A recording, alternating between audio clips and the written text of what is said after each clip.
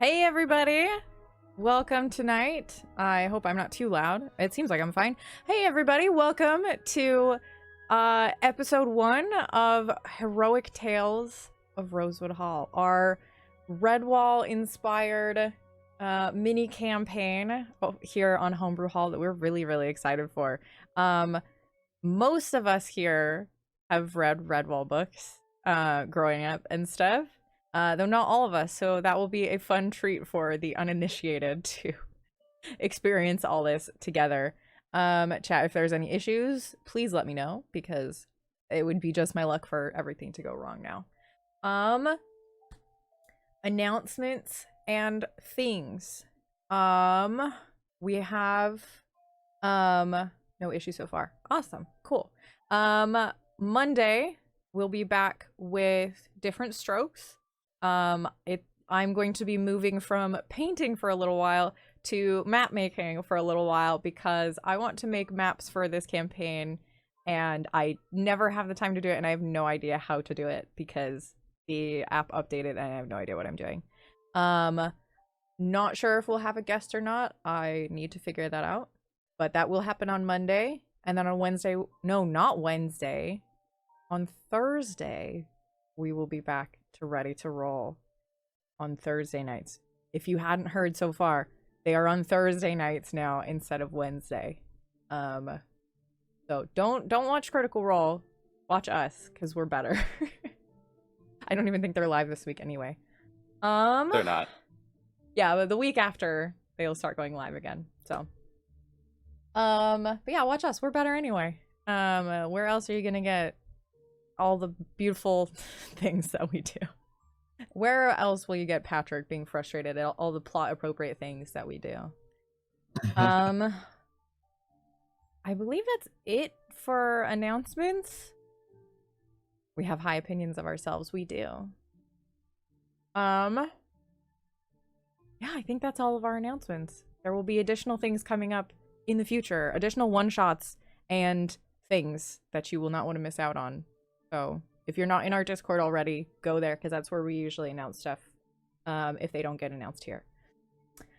But without any further ado, I think we're going to hop into our very first episode of Heroic Tales.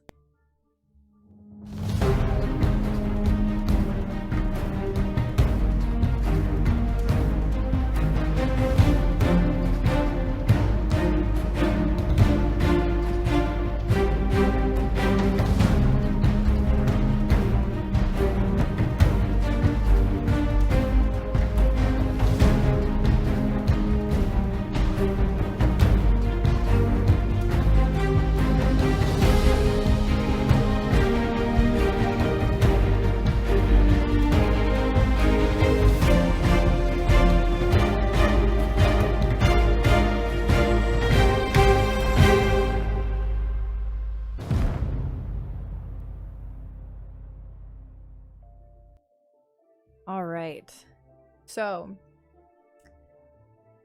Rosewood Hall is a strong and old castle or fortress of sorts, nestled deep in the Tangletrees Forest.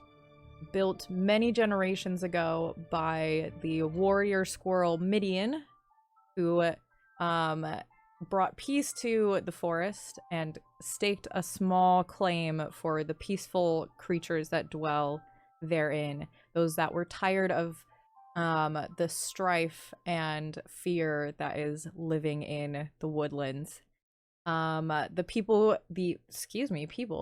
creatures and beasts who live in Rosewood Hall are very peaceful, very hardworking. They love to farm, they love to build things, they're very crafty, and they just love each other so very much.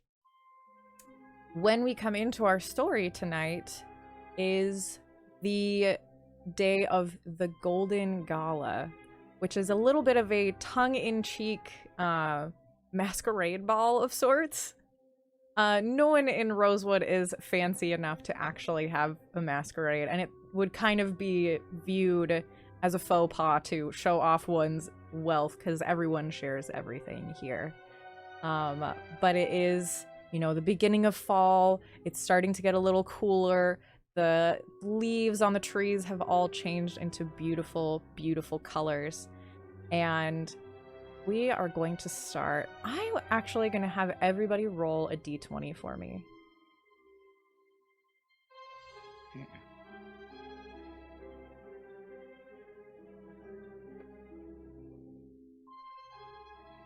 Seeing laughter already. People not doing so well.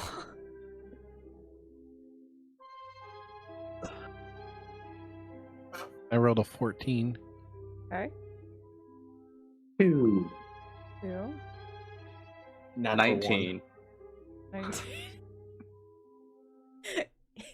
Ian rolled like 3 nat ones before we started. I am sensing a pattern. It's a problem. It's a different dice. I'm 9. sure. 9. All right. So with a 19, we are going to start with Braden. As, it's probably like mid-morning at this point. The preparations for the Golden Gala are in full swing. What is your character doing? And would you like to please introduce us to them? Sure. So, my name is Sylas Dews. I'm an otter from a little town near a little river, and I've come to Rosewood Hall to just find some peace and quiet after a busy few years on the sea. And my character, Sylas, he is currently, you said late morning?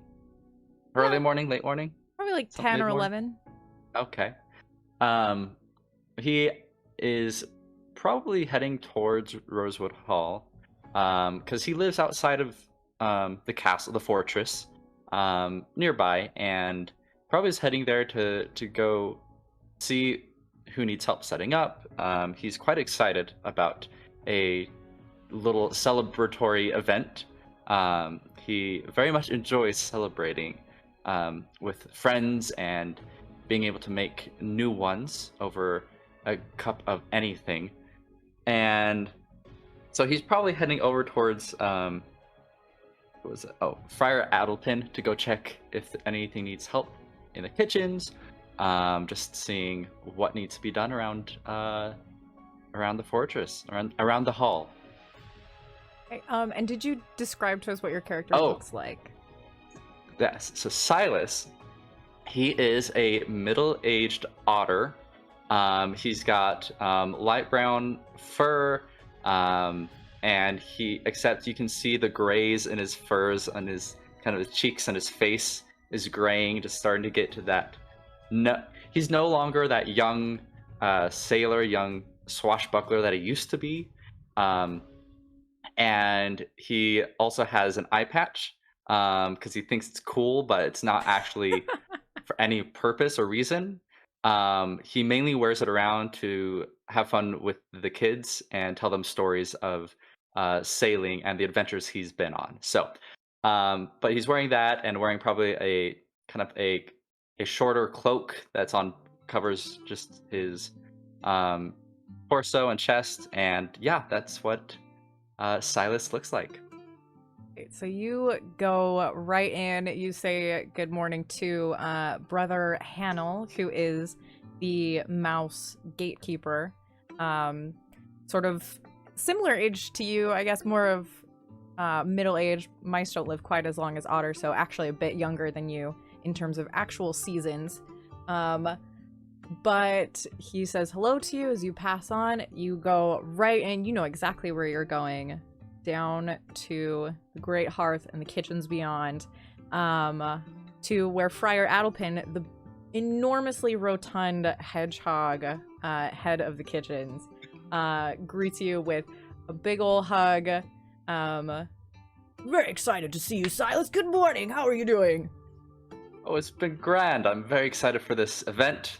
Hopefully, we have some new guests come, because you know me, I just love meeting, having a nice big brew with some new guests in town. I mean, we'll see if there's anybody new who comes for my cooking. And he like slaps his big ol' spiky belly, and like you can hear like the spikes along his back kind of like rattle as his whole body shakes. Are you wanting to help out, lend a hand? We've got a lot to do. Absolutely. Tell me what you need. He points on over across the kitchen and directs you over to where Jeff, your character, is taking care of some things. Can you describe your character to us and what they're doing? Yes. Ash is a busy little squirrel. He loves cooking, so he is always in the kitchen. His grandpappy taught him how to cook when he was a wee pup. But when his grandfather passed away, his parents sought to finish his training, so he apprenticed with Friar Adelpin. Yes. And he loves to cook. He is here cooking away, getting ready for the feast. He's a red-haired squirrel from a large squirrel family. And this feast is supposed to be his, like, graduation. He has been training with him for years. He's at the age now that he feels that he has learned all he can, and this feast is supposed to be his crown. And he's running around the kitchen adding nuts to every dish he can. So that is what I'm doing currently. All right. You see So- Silas's big old otter come up to you. Ash, Sylas, good to see you. good to see you. Ash, I'm here to help. The friar said you might be able to put me to some use. Yes, the pumpkin and walnut stew over there needs some stirring. If you could stir that over there for me. Aye, sir. I'll get right on that. Just saunters on over and starts stirring the stew. You said pumpkin and walnut stew. Mm-hmm. All right, that sounds really good. There's actually a large amount of cooking going on. Lots of pumpkin stuff for sure, and the famous hazelnut rolls that Ash is perfected over, along with the help of his grandfather and all of that. There's a lot. We'll get into that when you actually like get to eat stuff. But it's a wonderful time. There's a bunch of other people helping. Some of them skilled, some of them not as skilled. But Ash, you've learned how to manage a crew underneath you as well to make sure that everything else is getting done. Though I will have you both do. See if I like mess sleight up of the hand stew. checks. Yeah, let's see it. We'll see Oh, how no. you do. Both of you do sleight of hand checks. See how dexterous your paws are. 16. Pretty I good. rolled a 5. I'm gonna say, if you don't have proficiency in sleight of hand, you can add it to this because you are your cook man. Okay. Which I believe would just be an additional +2 as you are at level 2. I do have a sleight of hand. That I rolled a 3, so it was +2, so 5. Gotcha. All right. It is so you're trying to like cut up and mince a whole bunch of walnuts for the soup, and you get distracted as someone like slides up behind you, kind of like bumps you, and you nick one of your little paw fingers for a second. You have to toss out all those walnuts you're cutting because there's just a little bit of squirrel blood in them. And while you're okay adding nuts to everything, you're not okay adding blood to anything. No, definitely not. Remind me who had the next highest one? Because I believe, Jeff, you had the next. Who's Yeah, I had third? 16. I know it wasn't Ian. I think it was then Adam. Yeah, I had a 9. Yeah, I think you were right there in the middle. So, Adam, would you please tell us what your little gent is up to? Yeah, so I am Arthur Mapleseed. I am a church mouse.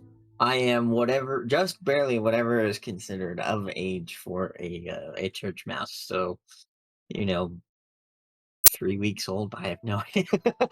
But I'm very young.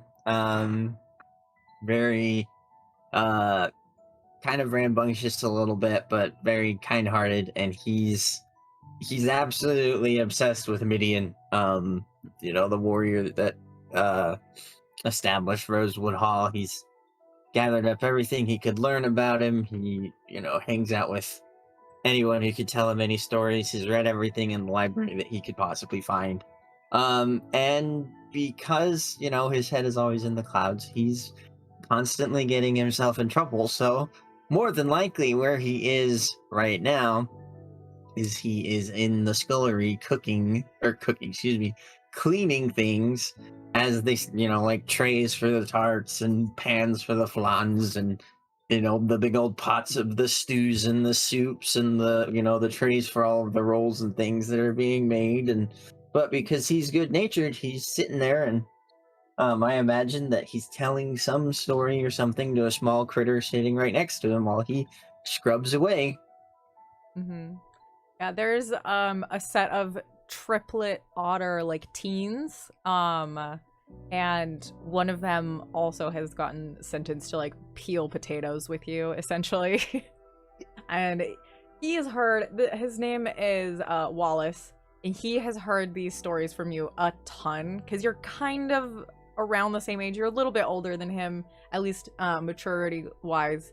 So he's just kind of like, yeah, right. He's continuing to just peel these potatoes. And then I heard from Mars that up in the north that they have this story of when Midian, he made it to the coast and drop my pen. Hang on just a second. I'll get back to it. You it's your potato that rolls across the ground and trips up Ash. Causes him to cut his finger. Wallace, what'd you do that for? He's kind of nodded off a little bit, just completely not paying attention. Just, what did I do? You chopped your potato and you tripped up Mr. Silverleaf. Make a deception check, please.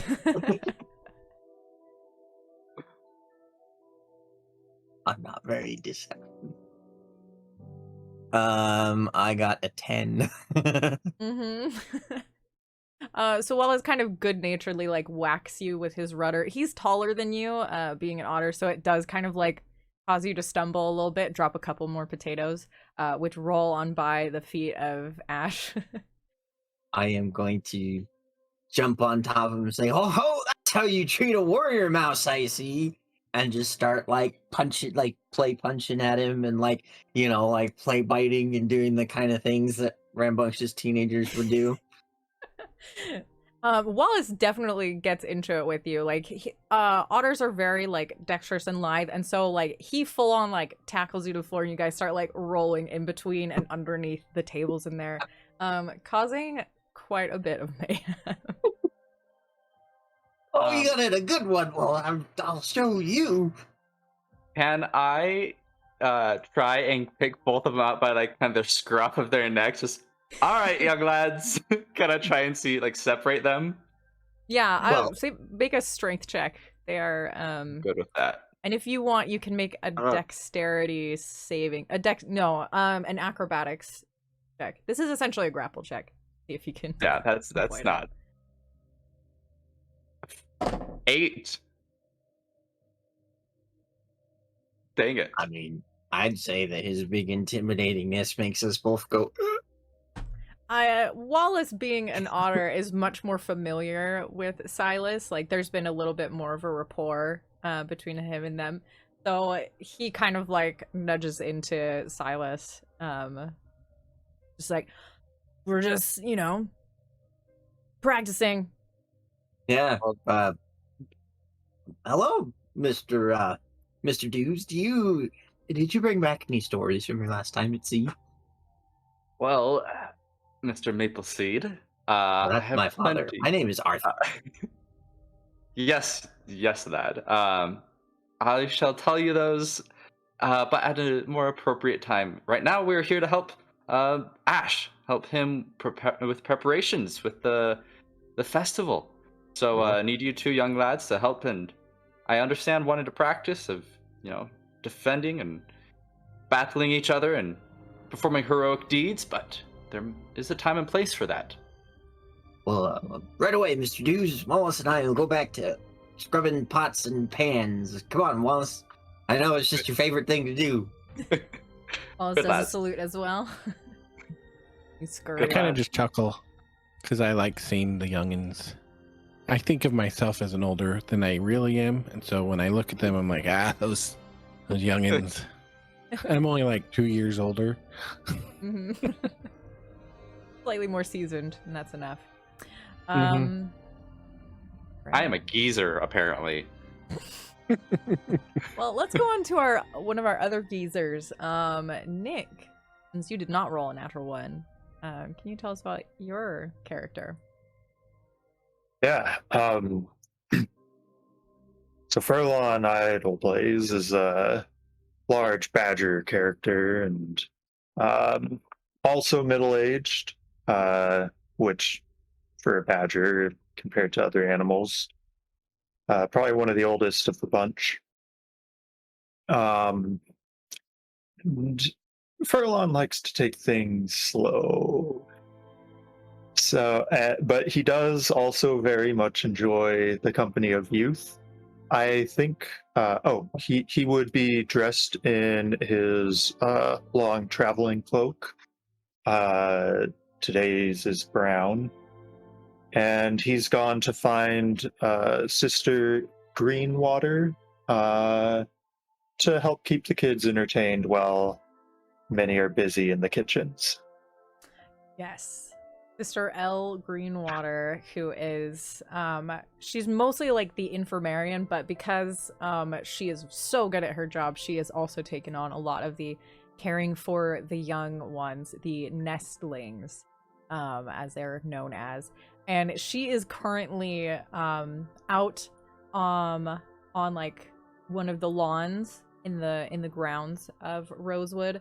And she's tending to Aggie, who's this little mole girl who has like fallen and like scraped one of her little digging claws and is just like really sadly crying in her like low little high-pitched sort of like like crying with her big old digging claws up past her face. And Sister Greenwater is just like quietly scolding her like, if you wouldn't run so fast you wouldn't trip and fall, but I'm glad you're okay, and you are out there with all the rest of these young kiddos. Okay. Oh, Sister Greenwater. They're just children. No need to give them a hard time about having a little fun. Oh, probably one jumps on me or something. Yeah, you are like the ultimate jungle gym at being so enormous and steady that they are just like climbing all over you, grabbing great fistfuls of your fur as they're climbing up on your back. It's kind of a competition to see if they can get up on top of your head, which is the highest point in the keep that doesn't have stairs. Basically. So there's at least 3 or 4 of them that are climbing on you right now. But Sister Greenwater kind of tuts and replies, Mr. Idleblaze, everyone isn't quite as unbreakable as you are, so if someone trips and falls, they're going to sustain a bit of damage. And that's not something that everyone can just throw off like you. I appreciate you wanting to take care of them, but I think I know what I'm doing. You're good at taking care, I know that. You grab this little, let me see, this little squirrel boy. No, it's a little squirrel girl. This is actually Ash's younger sister. She's one of the older ones. You kind of like grab her by the tail and she just like squeaks and is like pounding her little teeny fists on your big old paw. No, let me go! No, no, no, no! I just put her back, like, lower, try, like, they're all trying to get on top of my head, and I'll just grab them and put them back down, and... And Maple, being a squirrel, is very good at climbing up your back, so you have to do that to her more frequently than any of the others. I think we'll move now to our final player. Ian, can you tell us about your wonderful character? So I think we're like at the entrance of like the major area of Rosewood as Gilbert Lilyweed walks in wearing a nice vest, a little bit of a coat, a bowler hat, and he's twirling a cane around, and he's got like a bag with him, and he's like, "Oh, I've missed this place. It's been too long." He's like, "Oh man," he looks around to see what's around him, trying to see if he recognizes anyone right as he walks in. I think you would see the gaggle of nestlings and Furlon outside. Also, can you tell us what your character looks like? Right. He is a frog folk. He is essentially, he's just straight up a bipedal frog. He's got very long legs, green skin. He's a little slimy, but he tries to make sure that around the other non-amphibious people, he's not getting anything on them because he knows that bugs people. But as he does that, he also has like bright yellow eyes. But as he does that, he approaches Furlon, taking the children off of his back. The kids actually really love your slightly sticky skin. They try and like scoop little bits of the mucus off of you, and they just go, "Oh, so awesome!" Just like getting themselves absolutely filthy. And Sister Greenwater does not appreciate it. Gilbert's absolutely laughing at them. He's like, "Oh, children!" He's like, "Here," and he like takes some and he like slaps it on the ground, from his coat, and then he's like, "But I got something else," and he just opens up his bag and he takes out a little board game that's like a bunch of pieces sitting around, and it very much looks like chess. He's like, "I brought this for you guys. People of Lily Pants say hi." As he gives it to the children to go play with. And he walks up to Furlon and he puts his hand out. I wouldn't imagine that all the kids have stopped trying to climb me. Like, there's probably still some. There's Maple is still kind of like climbing up your, like, she's kind of like seated herself on your shoulder at this point. But yeah, the other nestlings are like, there's a couple of them fighting over the board game, and then there's one, Aggie, who is now, her little digging claw is all better. She's like sat in the pile of like goo, and is just like scooping it up and like transferring it back and forth between her little paws. And Sister Greenwater is like trying to drag her off. She's like, "No, that's so unsanitary. That is going to cause an infection." Hurtful. He's like, "Furlon, it's been way too long," as he puts his hand out to shake his hand. Yes, it's been quite a while. Shakes. Because Gilbert's probably like not young, but he's also not middle-aged quite for a frog folk. So he's been around a little bit. He does try to bring Furlon into a hug, which is difficult being half of his size. Well, Furlon is used to that and bends obligingly. He's like, "So what?" He's like, "You here for the festival too?" Of course. I mean, I'm here pretty often, but Right. yes, I'll be staying the night to stay with the festivities as they go on. Same. I heard the festivities were happening. I come as often as I can. I can't stay away from a good party. It's a party. He's like, Yes. "I can't wait to try the chef's food. I've heard it's delectable." I've heard it's Yes. apprentice too. He's doing something special. I'm really excited to try it. It's always a delight to have the cooking here. If I can later, I might try to do a little bit of a light show for the people around. I know the children love it, as he casts prestidigitation and creates some lights around the area, and like makes the windows shutter for the children to look at. Which, like, I would liken Gilbert showing up at Rosewood and doing these things like Gandalf showing up in Hobbiton with the fireworks. Because magic and that sort of thing, while it does exist, is not usually, especially amongst the people who live in the hall, is not used so flamboyantly and just like easily. So this sort of thing is, the kids do really, really love it. Yeah, that's 100% what I'm going for. Is he is just trying to make everyone happy with this magic that's not super common. Okay. It's so he does a little light show for the children above them. Oh wow! And Aggie's still on the ground with the dew on her claws. Though after a little while, Sister Greenwater does say that it is time. The nestlings are actually part of they are officially part of the decoration committee. And they've been asked to go and find the prettiest of the autumn leaves to decorate the grand hearth, to make it very festive in there. So you may join them if you wish, or you can go and do other things. Gilbert goes, "How festive! Oh, Furlong, we must go." Yes, yes. So shall we? I imagine you'll be able to reach better up there, Maple. Yes! I can get so much higher up when I'm on your head. It's nice and flat on the top, so it works really well. But Maple, can you out-jump me? He says as he shows off his legs and twirls his cane. She looks you up and down. I don't think I've seen you jump. I don't know. I can jump pretty good, though. We'll have to test that later, shall we? She's just like, why later? Do it now. I want to see it now. Now? Alrighty. He's gonna jump as high as he can. Alright, do you have a jump calculator for your guy, or do you want to just roll an athletics It's check? supposed to be 30... 30 movement straight up. Okay.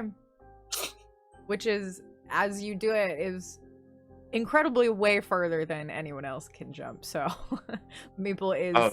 she does try, though. Yes, really. I would like to try to assist her. Okay. How? Are you going to throw a child? Okay. Roll a strength check. I can't imagine. You might be close to being proficient on throwing children. Oh no. You lost Ian. Well, I'm not proficient with athletics checks, so I'd say probably not. Okay, just do a strength check. Natural 20. 24. So, from where you were standing, Gilbert, after having jumped all that way, you like steady yourself and you're like, all right, that was really great. You stop and you turn and you are impacted right in the chest by Maple being hucked like a football right into you. Oh, I was thrown up. Oh, up? Well, how's she gonna jump far? Okay, straight up. No, it was straight up. He said he was jumping straight up 30 feet into the air. Gotcha. Okay. All right. Now I need you to make a dexterity check to catch her so she doesn't take fall damage. I'll fix this. Gilbert will cast Featherfall on her. Okay. All right. So she goes like midair as she goes up. He sees her cast it as he's falling down, and she kind of like does the whole like flying squirrel thing. Like she's not actually a flying squirrel, but she like holds out her little like dress that she's got on to just like catch the wind as she's coming down. She's like, wee! And then she continues just like, because you fall very slowly when you do featherball, so it's just like, wee! Just like sustained for several seconds as she comes back down. Gilbert claps and laughs. He's like, amazing, amazing. And she does a little bow. I can jump really good. Thank you, Mr. Furlong. You look fantastic. And Bart is a fine name too. That's what it sounded like you said. She doesn't know how to say words.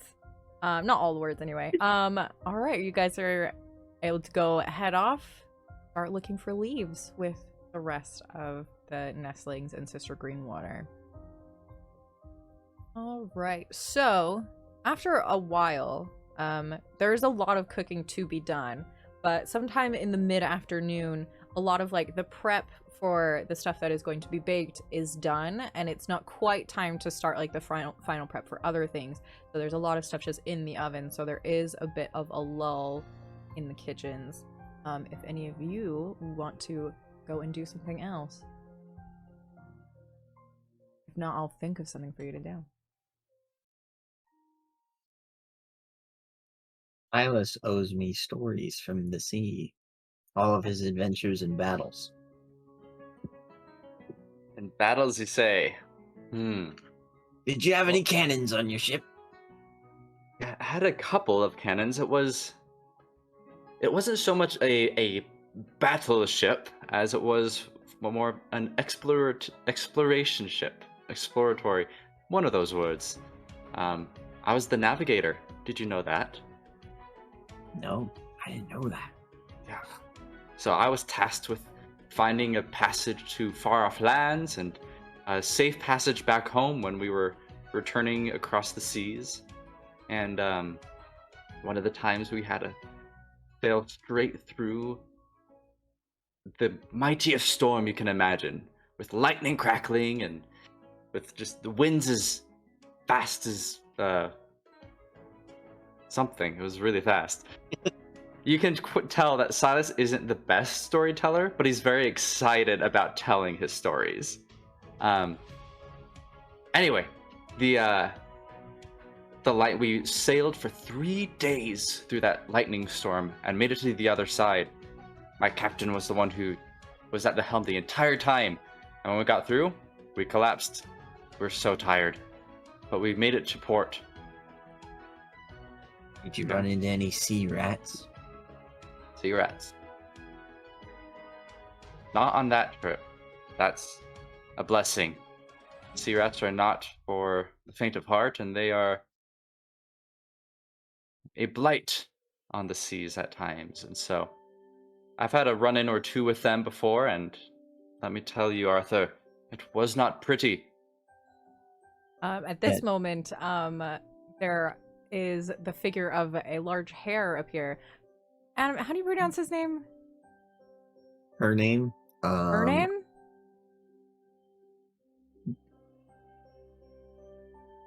Yes. It was a her in my head. Her name is Jokali. Jokali. So she kind of like hops up, sit next to you, Sylas, kind of like gives you a bit of a punch on the shoulder. Yes, rats, they are the worst. There was one time, me and my squad, we went off into a swamp for 3 weeks. Oh my goodness, the mud in this swamp, it was the worst. And the bugs, oh by Jove, it was the absolute rotters. And she kind of goes off talking about like the stench of this swamp that they were in. Nothing about like the actual action that they encountered at all. Nothing about fights, nothing about anything except for just being hungry and being dirty and being stinky. And how much she did not appreciate that. What about the rats? The sea rats? Oh, we never found them. Weasels. They didn't want to be in the swamp, so they left. We were just in the swamp waiting. Did you find any swamp toads? One. And he was friendly, so. This doesn't sound like a very exciting expedition. I mean, you weren't there, so I thought it was rather great. But you just said it was stinky. That's the greatness of it. As we got home and we took a shower. Ooh, bathing after a long day. Wonderful. Nothing quite like it. Varus has a lot more exciting stories. Yes, but now he's old and he just naps, so how exciting is that? When he's awake, he tells exciting stories. I know you have some exciting stories. You've told them to me before. Mm-hmm. Sylas just told me all about this amazing storm and just told me about a stinky swamp. If I want to smell something stinky, I just have to go into the nestling's room and it hasn't been cleaned in a while. At that moment, Rector Cornby, the head of the hall, along with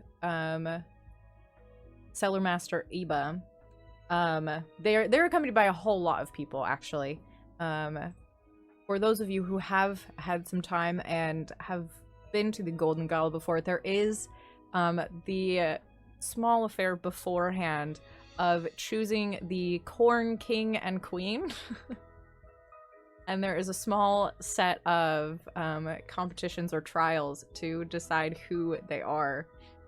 So you get the idea that that's what this is, as Rector Cornby has 2 crowns in his hands that are made out of like corn husks and dried little corn kernels.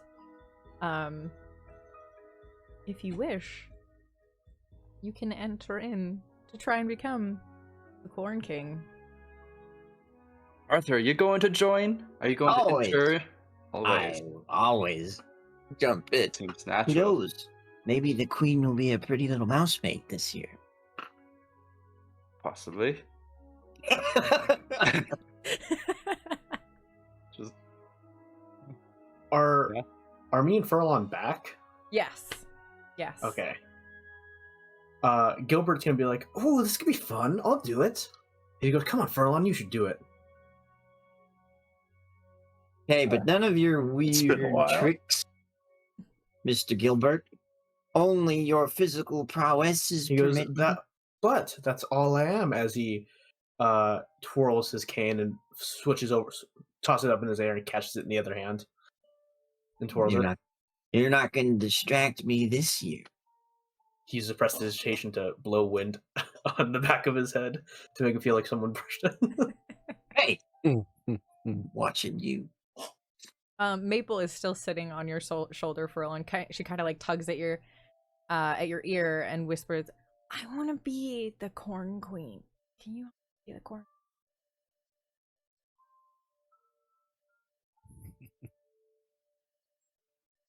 Have a try. She kind of like tries to wink back at you, and she's like, "Oh, she's getting there. She's close, but she has to try a couple times before she gets it."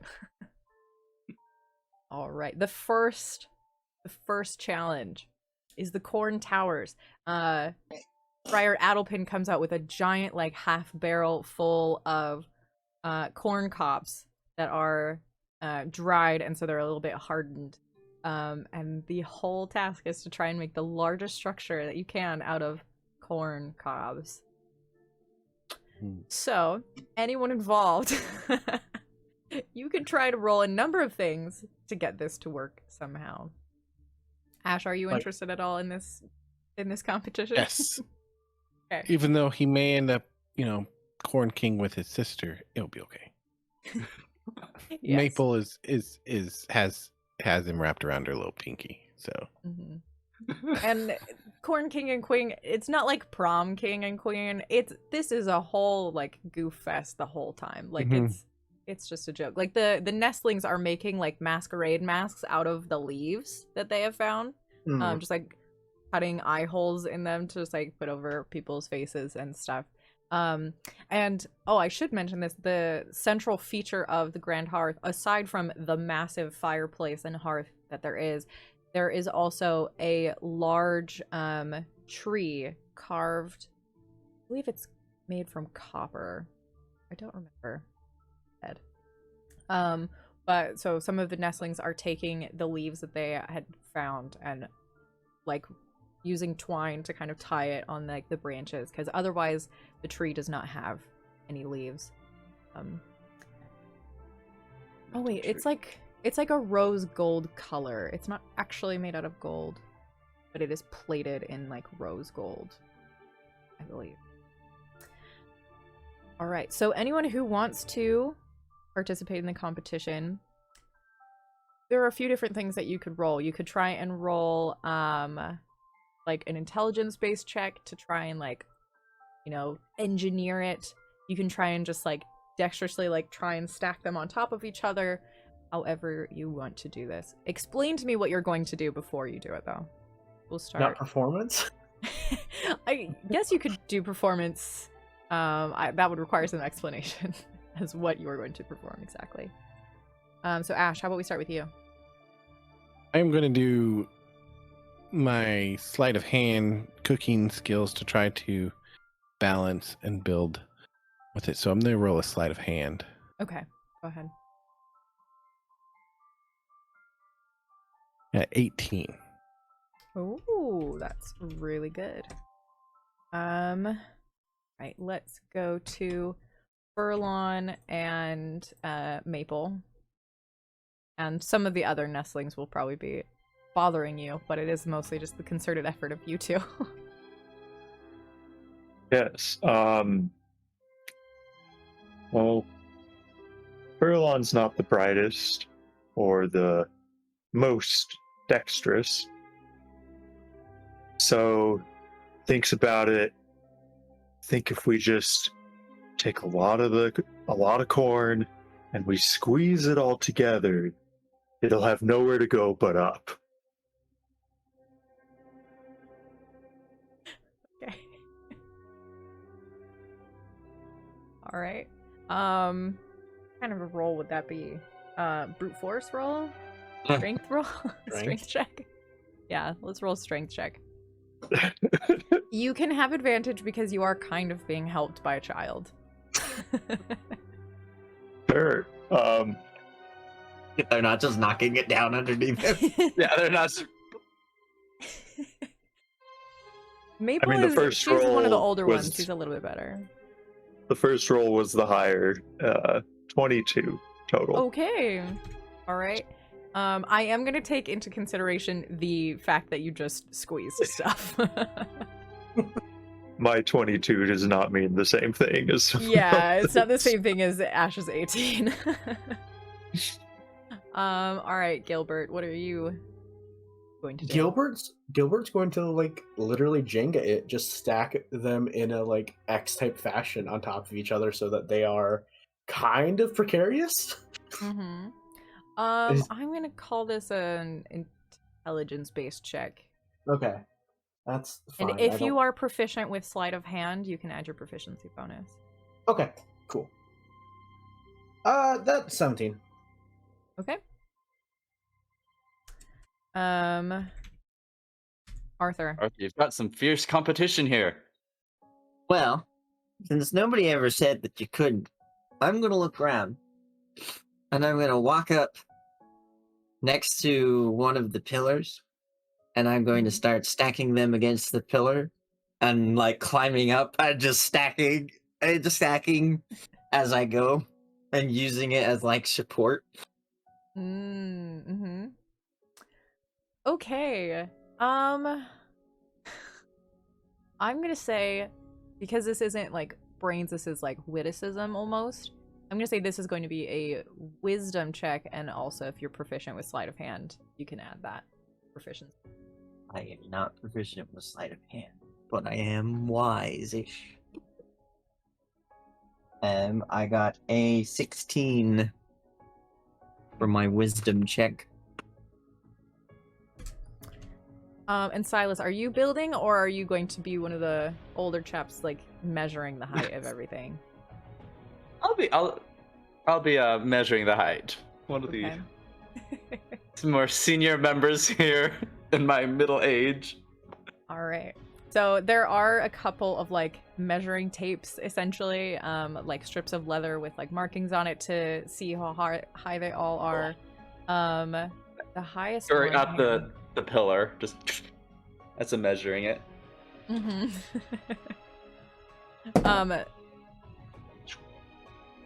Because I'm used to, climbing a crow's nest and stuff. That's just easy for me. Just Yes, that is very easy for you.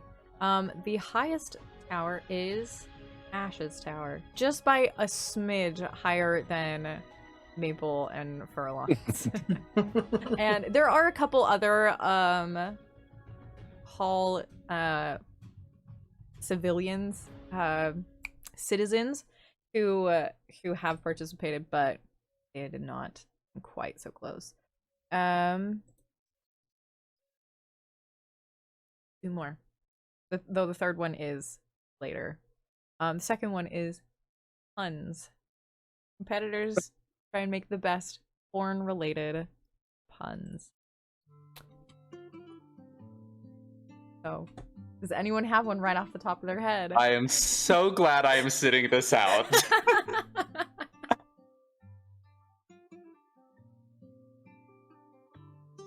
You are allowed to quickly and frantically Google corn puns if you need to. Bonus points if you do not. and you are trying to impress. And Rector Cornby does say, as someone with corn in my name, I feel I am an appropriate judge of this, as I have heard that joke about myself 1,000 times throughout my seasons. All right. There's a kernel of truth in that. There you go. Excuse me while I brush the corn off of the floor after that particular pun. All right. Gilbert just goes, "That was amazing," with an I, Z. Every time a pun is made, the not like the groans that you usually hear after puns. Everyone is super excited and very supportive about these puns. Like, there's wild clapping and cheers after each one. Yeah. Well, even a husk of a man will find joy at this cornucopia of corn geniality. Wow. Everyone's just like, oh, that was 3 of them. That was good. Oh, boy. Do I pick my actual favorite, or do I have y'all roll for it? Your actual Well, favorite. shucks, Actual I can't beat favorite. that one. Of course, I guess I would have whispered this to Maple. So Would've how taken well her does a- she say it? Yeah, she would have had to take a few tries to say corngeniality and cornucopia. Those are very big words for her to say. Yeah, because I'm indecisive and I can't pick, I will have you guys roll. I am going to give advantage to Furlon and Ash, as you did make a couple. This is a charisma-based check. You're welcome, Gilbert. It's all I have. And Sylas, if you have a favorite, you can give an additional roll to that person. Natural 20. Wow. I was gonna say Furlon, but he already does have advantage, so that one kind of just cancels it out, I think. I only rolled a 9. I got a 5. On your You two with advantage both got listened. Oh no. Yeah, I rolled a 3 and a 9. Okay. All right. The total Barbara, was what'd you technically get? 23. I didn't really make a corn pun, so I'm not rolling for it. Okay. All right, we'll give that one to Gilbert with the 23. That's essentially unbeatable. Didn't deserve that. It was in your Alright. delivery. Now the final competition is actually after dinner. It is a dance competition. There is a special joke corn waltz that happens. It is it's like Cotton Eye Joe. It's a line dance everybody knows the steps for. And if you've been in the hall for long enough, you know the steps to this dance. But we won't get into that quite yet, because it's time for renewed cooking to happen and then dinner to be served. So unless there is something specifically that you want to do, or people you want to talk to, or things you want to investigate and check out, we'll just go straight to that. Gilbert is going to head over to Sylas since he hasn't yet really been able to talk to Sylas. And I imagine they at least know each other well enough. And If you visited Rosewood Hall in the past 2 years, we would have met, probably. yeah, he has. Okay. He's a frequent traveler. Okay. Then yes. But he's like, Sylas, my friend, how are you? Hello, As he comes over Gilbert. to give you a hug. Oh, how are you? Oh, I'm good. I'm good. How about yourself? Doing well? As well as can be. It's been nice and peaceful and calm, and every day's a busy day of work, but kind of the peace is nice here. Yeah, at least you're Much fighting different for your than- life. Yeah, much different than a sailor's life. I imagine so. I imagine this is a nice like retirement for you. At that, Silas just like retired. My good sir, how old do you think I really am? I know you're a workaholic, but to continue working after working is a retirement for you. I mean, I may go back to working as. But you're still working right now, so no matter what, you're always working. But you having a more restful work is basically retirement, my friend. Oh God. I know. That's fine. I meant no insult. I just meant that you are enjoying yourself. Yes, and I don't take insulting. I'm just. Am I retired? I don't know. Kind of this. Have I done what I've wanted to do? I don't You think gotta so. visit Lilypan sometime. See the beautiful lake. Meet the giant turtle. It's fine. Giant turtle would be great. Lake. I like swimming. So. Yes. I don't know if he believes me about the giant turtle. I don't know if people believe me about the giant turtle. Yeah, like it's Well- a thing that you've mentioned sometimes when people are just like, yeah, okay, giant turtle, fine. Yeah. Mostly. It's You like can choose how much you believe or disbelieve his claims of a giant turtle. Silas doesn't disbelieve it. He's like, "Oh, a giant turtle. Cool. Okay. At a nice. Hopefully, it's a nice lake. Sounds It's very fun. nice. I have a beautiful manor. You multiple rooms, and by that I mean 2. That you can stay in. Okay. Yeah. Ian's yeah. character has upgraded from a single office and a closet to a 2-bedroom mansion. To be fair, in a world like this, that's probably a lot.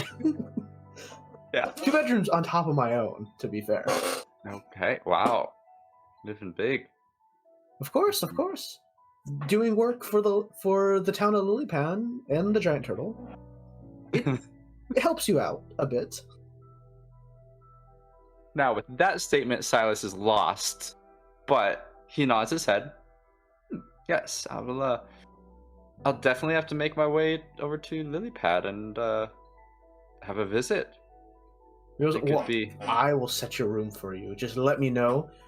Send me a letter. I'll be so excited. I'll get the town all set up. Everyone will be all excited. We don't get a lot of visitors, mainly because of the water, and also the treacherous journey.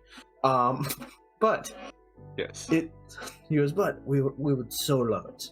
Okay. Anyone and everyone's invited. It'd be amazing. So, question, Lydia, is this DM?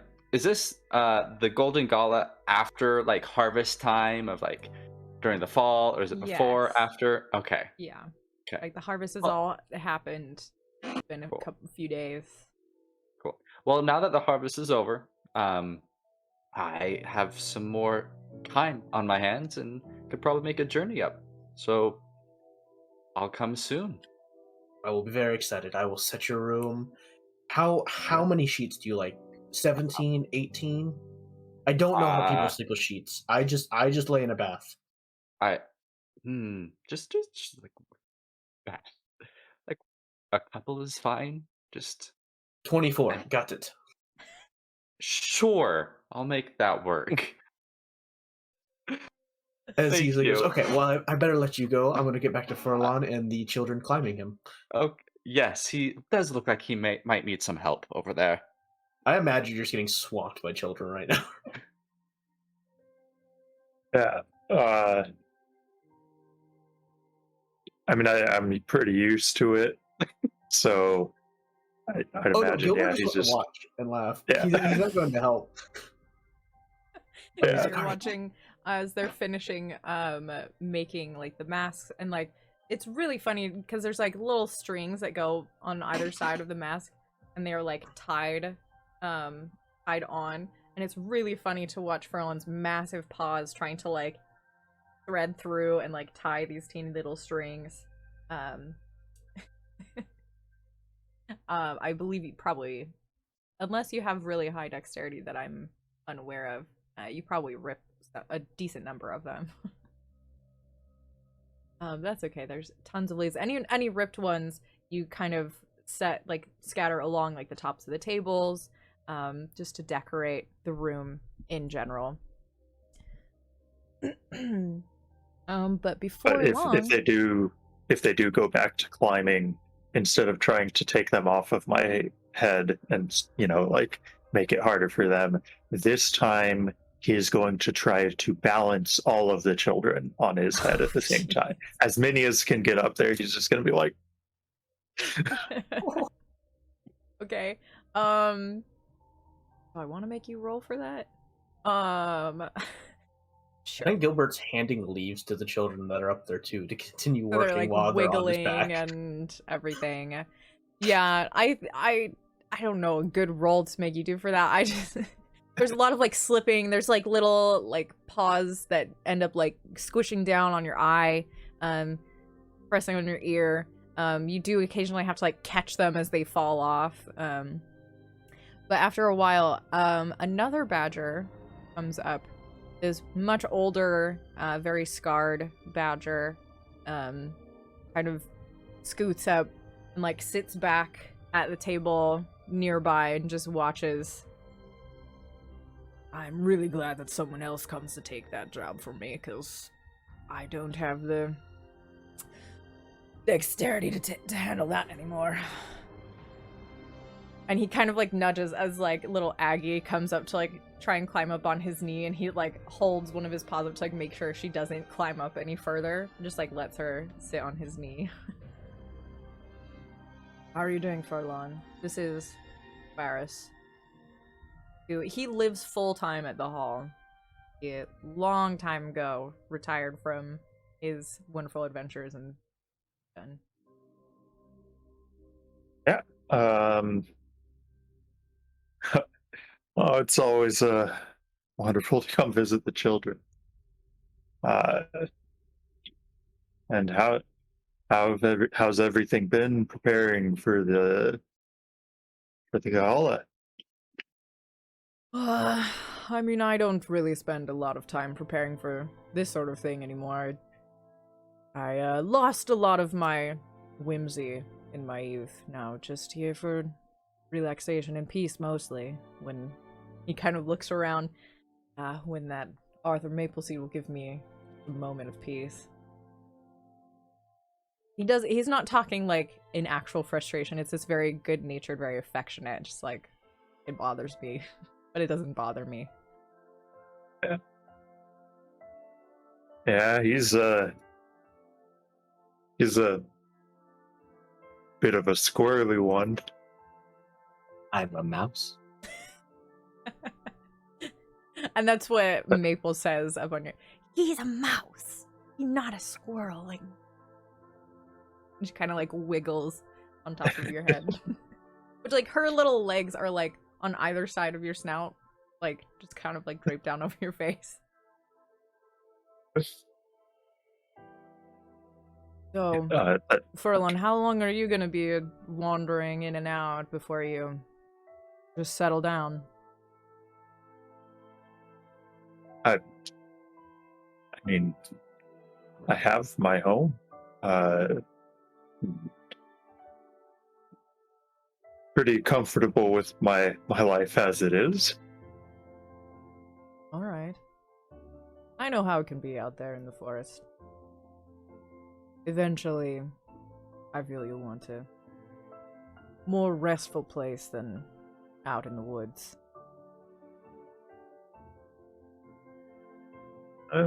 Perhaps, though, watching the who is it, Aggie on his knee, getting a little more restless. Yes, peace.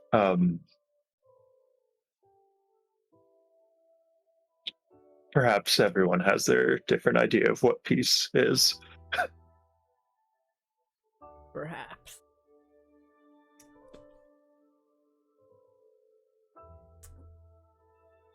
So, shall we move on to dinner then? Arthur's totally gonna come zip up and take the other side of Varys and just sit right down. Varys, I'm glad you're awake. I was gonna come get you, but I figured that you'd be down here on your own. Yeah, as I still can walk. So. Well, I knew that. Gonna reach over and pick up Aggie and put her on my lap because I know Varys is getting a little old for children to be climbing on him. Mm-hmm. And I'm gonna pat her soft little mole head. So you should tell me that one about that the three weasels again who had you stuck against the cliff. Oh, yes, hang on.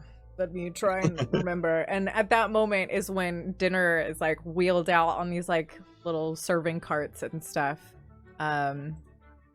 Ash and Friar and all the other kitchen helpers helping to wheel out. Just tons and tons of amazing and wonderful food. The main course being a creamy pumpkin soup, the hazelnut rolls that Ash has made. And Jeff, if you have anything additional to add, you can stop me at any moment and tell me about Ash's fantastical food that he has made. So there's also a salad with roasted pumpkin seeds, cranberries, and cheese. That's like the main. And walnuts. Always. Not acorns. There is some. Almonds. There's like my brain just went complete. I had this whole list of nut themed things. Mm-hmm. I mean, there is where he really shines with the nuts. Pecan pie, pumpkin pie with pecans, peanut brittle, banana nut bread. So he has a little bit of a sweet tooth. Ginger maple macadamia nut cookies. Oh, wow. And I have Mhm. other things here that you could probably add nuts to. Toasted Brussels sprouts with almonds already. Mashed sweet potatoes with leek gravy. Honey glazed baked pears. And then this massive, massive apple pie. Yes, with pecans on it. Mm-hmm. And then the trio of young otters helps the cellar master Iba, this absolutely ancient rabbit woman. She can no longer like carry the stuff out, but they roll all these barrels of like different fruit wines and ales and things up from below for the adults to drink. Yeah, Arthur, this might actually be like the first year at the Golden Gala that you are allowed to drink some of the more adult beverages. Just barely crossing that threshold. For me. All right. So dinner begins, and there's just there's a lot of like everyone's got their like leaf masks on. You don't have to wear them if you don't want to, but a lot of people have them on, and everyone talks in this like very over the top like fancy talk of like, good sister, would you pass me the hazelnut rolls over there upon the table? Like they're talking like it's, and people will like break and like giggle and stuff. It's very, very goofy, very over the top situation. Arthur Barris does give you like a like pumpkin and honey ale, just like slides it across to you as he's like trying to like eat while you're constantly asking him for stories and things. Can I have some strawberry fizz? And he pulls another like glass across and he's like, I figured. Takes a little while to get used to, and I forget sometimes that you're very small. This is your size. You're a lot smaller than I am. I forget. I'm tall for a mouse. And I'm tall for a badger, so. One day I'll be a mighty warrior just like Midian, and I'll defend Rosewood and all of its people. I'll Yes, vanquish all evil from the forest. And then that I'll will start be on the a- Northlands. And as I'm passed by, I pat Arthur on the head and say, yes, yes. I was gonna say, I do think. Make sure Gilbert you Brook- try the butternut squash bake. It has pecans on top. It's very delicious. I do think from across the table, Gilbert wearing the mask, having a glass of wine, goes, "Yes, I do doth believe that you can, Sir Arthur. He's like, I truly do believe in you. Oh, terrible. I just got So I You was- could Silas have frog. this pumpkin ale thing. Silas reaches and slides the ale that Arthur has, pushed away in front of him, next to his own glass of fruit, one of the fruit wines. And you just see his plate. He's got some soups and a little bit of the soup and a little bit of salad, but you just see it's like 4 or 5 rolls just on his plate, just like those hazelnut rolls. He's so excited. He's like, looks like you still got to learn to be able to down your drink, lad. And he just takes the 2 glasses and downs one right after the other. That's another thing you'll learn on a ship. I don't know that I want to be on a ship anymore. If that's all you have to drink. These are the good days. What do you drink on the bad days?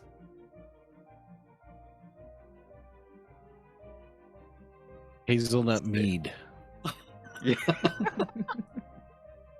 Andrew Collins just like, I mean, water if you're lucky. If you're lucky, if you have any. There's water all around you when you're on a ship. Have you ever tried to drink ocean water, seawater?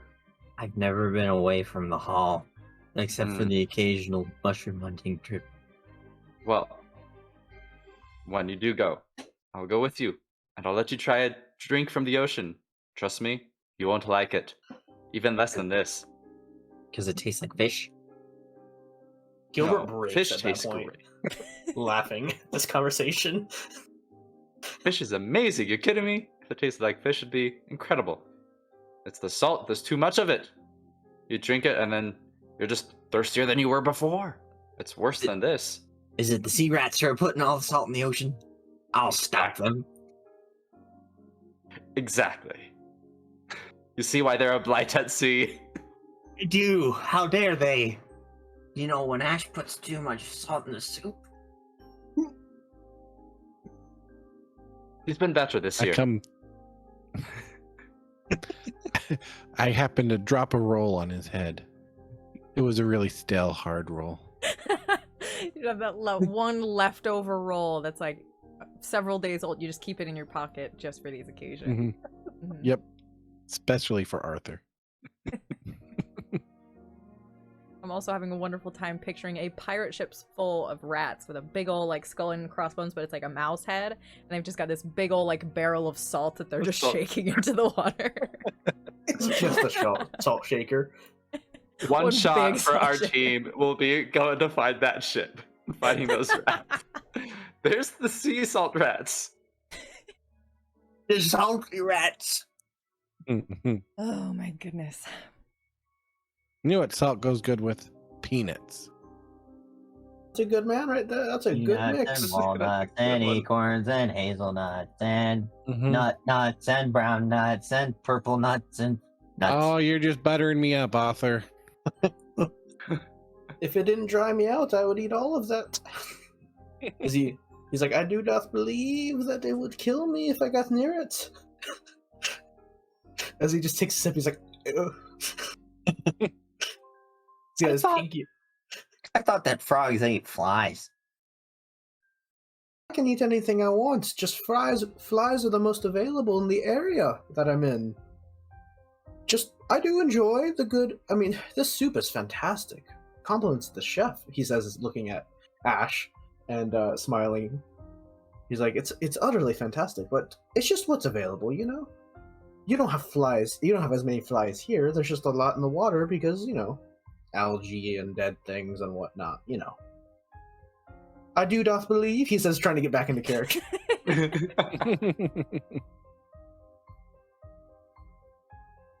At that moment, there is a pounding from the big doors that lead. So there's several doors in here that lead like to the kitchens, to the cellars, further over into like the dormitory areas and other residential parts of the hall. But there is a large set of wooden doors that leads outside into like the courtyard. And there is a pounding on that set of doors. And they, after a while, nobody going to answer the door. Sylas gets up. Fairlawn is also getting up. Okay. I take big bad- Maple off your shoulder. I'm like, Maple, stay here with me. Let him see who's at the door. Did the So- knocking sound? It was just really loud. Did it sound? Yeah, it was like big violent and booming. stuff? It was like it was strong knocks on the door. Sorry, who's going to check and answer the door? Both of Okay. us. Two. Yep.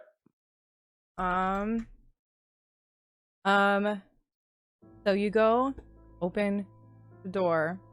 How are you going to open this door? Like throwing it wide open? Which way does it open? It opens out. No, wait. I'm trying to think what would actually be the most secure way. Easier to barricade from the inside if it opens inward, I believe. Yeah. So. Is it like a big banquet hall? Like giant gate-like doors? They're not like castle moat gates or anything. They're just large, like the doors that Aragorn opens when he comes into Helm's Deep. Okay. Helm's Deep. Yeah, like big like that. Gotcha. All right. Yeah. You brace yours, I'll brace mine. Okay. I'll open mine a bit. Because, Yeah, and do we'll we both- expect everybody to be inside the hall celebrating? Like, Yeah, there's no one the outside most part. watching? Keeping I mean, watch? it's not like a mandatory event, so there might be someone not in here or something like that, but for the most part, everyone's here. And I'm assuming, like, these doors were barred then or locked or something? No. They were just No? closed. Oh, okay.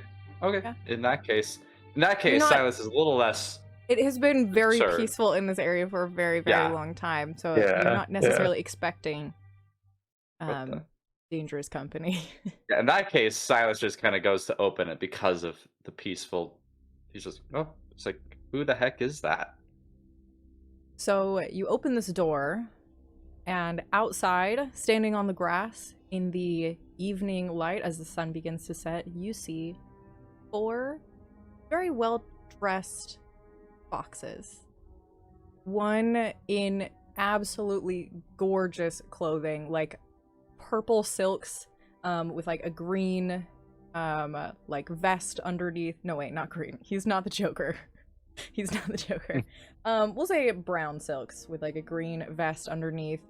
He's got like a brown silk top hat as well. A cane, somewhat similar to Gilbert's as well. The 3 foxes with him are in like chainmail and helmets with like the nasal guard that comes down, little space for their ears to come out. And they have these sort of like black and silver tabards on, with like an insignia on the center of a bird in flight. And the very well-dressed fox turns his head as you open the door. Good evening. We are just passing through and visiting, and we were wondering if there was anyone around. We passed in and saw no beast about. Well, It smells wonderful in there. Is there dinner to be had? We've I come a long way. suppose. What do you like to eat? Sort of whatever there is. We're not very picky. We've come a long way. Why y'all Do I dressed trust them? armor? You can make an insight check if you want. mean- Arthur Barris, or Barris, I guess. He reads like the posture of those around the door. He leans over to you. I think there's something coming. You want to go check it out? Yeah, let's go. Gives you a pat on the back. You're faster than them. They're old. You still got that spirit. He kind of like nudges you to go. Am I going to like peek in through the door, or like where is he sending me? He's just nudging you. You can do whatever you want. I'm going to go zip off to my room, and I'm going to grab my spear, and then I'm gonna run on over to like, whatever the. I'm guessing that there's probably rooms up in the second floor that I could like look through a window and see what's down there. Mm-hmm. Yeah, you see. Actually, make a perception check for me. I'm good at this. And while he's doing that, just want to ask, do I see any kind of weapons or anything on them? Or are they Yes, just wearing the chainmail? And... all three of the chain-mailed foxes have like a sword at their hip, and one of them has a spear as well. And the very well-dressed gentleman fox also has like a rapier at his side. I got Furlong, a 23. what did you get for your... Okay, you got a 23. Furlong, what did you get for your insight check? 9. Okay. It's hard to get a read off of foxes. You don't really super trust foxes in general. They're very smarmy and sneaky. They're very smart. Arthur, you looking around in the courtyard see another 2 foxes kind of like poking around. Like you see the movement through window of the gatehouse. You see another couple in there. I'm going to run back down as fast as I can. I'm going to pause and I'm going to peek into Jill Colley's room, and I'm going to pull out her saber and I'm going to go running back down the stairs. Okay. And I'm going to...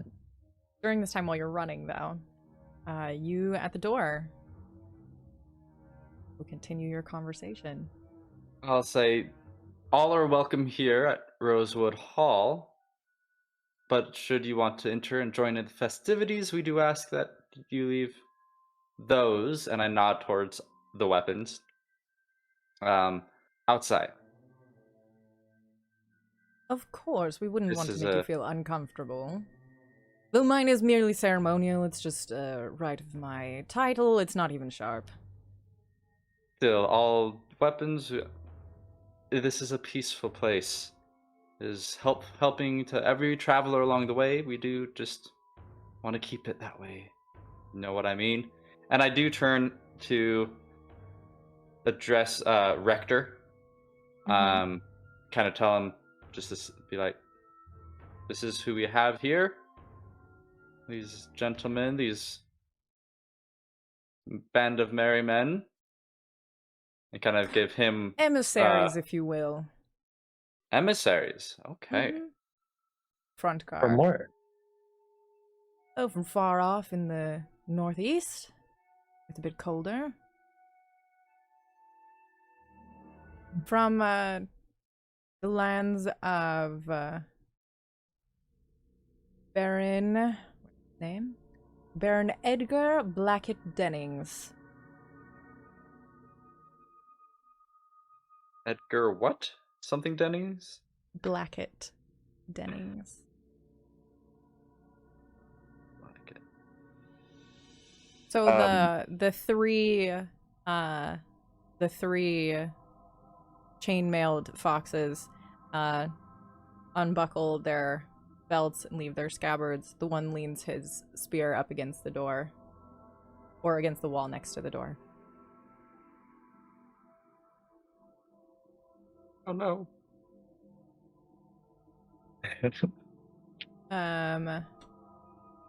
So do you allow them to come inside? I am referring to Brother Cornby. Who I believe President by Cornby. now he would have Rector, the Grand Rector, High Rector. It's a religious station. Oh, hi. Yeah. Okay, that makes sense. I'm like, yeah. His actual first name is Andrew. So he, kind of glancing around amongst the foxes. We welcome all beasts here at Rosewood Hall. We only ask that you maintain peace as we do. And the fancily dressed fox makes a deep bow to the rector. Of course, sir. It's a pleasure to meet you. My name is Lord Martin Toussaint. Wonderful to meet you and to experience the famed warmth of your lovely home. You're just kind of like looking around as you walk in. There is noticeable tension through the... Yes? Erlon? Did he take off his sword? No, but if you insist, he will. I believe we were insisting. Okay, yes, he will take it off and leave it. And can I do an insight check? I do not trust foxes at all. Okay. Is he really Lord Martin Toussaint, as he says? Do I believe that he is who he says he is? Okay, make an insight check. Not bad, not bad. Here we go. What do I get? Oh, okay, 13. You get the feeling that there are people who do call him that, but it's not necessarily a real title. Okay. Like, he says it with a familiarity of, like, this is something that he, like, says all the time, but not, the bearing of him doesn't seem to you to match exactly. Okay. So, Arthur, you run back in the room as these foxes are let in, and now Ash and Gilbert, you see this quartet of large, red-furred bovine. With Gilbert traveling a lot, the general area, any way that he might be able to recognize who these are, if he knows anything more about them? You do not know these people. Okay. Nope. You're not familiar. Can I also roll an insight check just to Go ahead. Yeah. cover my base? Okay, not terrible. Where was it? And anyone who wants to can also roll a perception check. 16. Perception is an 18. 15. 22. I'm busy with Maple, so I only rolled a 6. Yeah. You snatched Maple off of Furlon's head before he went to go and answer the door. And she's all like, "What's going on? Just sit down." So you all rolled pretty well for your perception and your insight. So you notice the Martin, he seems very at ease. He seems very charismatic and very aware of his presence and what he is doing. The other three are fairly tense, and you can see them like watching him, kind of like getting their cue from him of what they're supposed to do.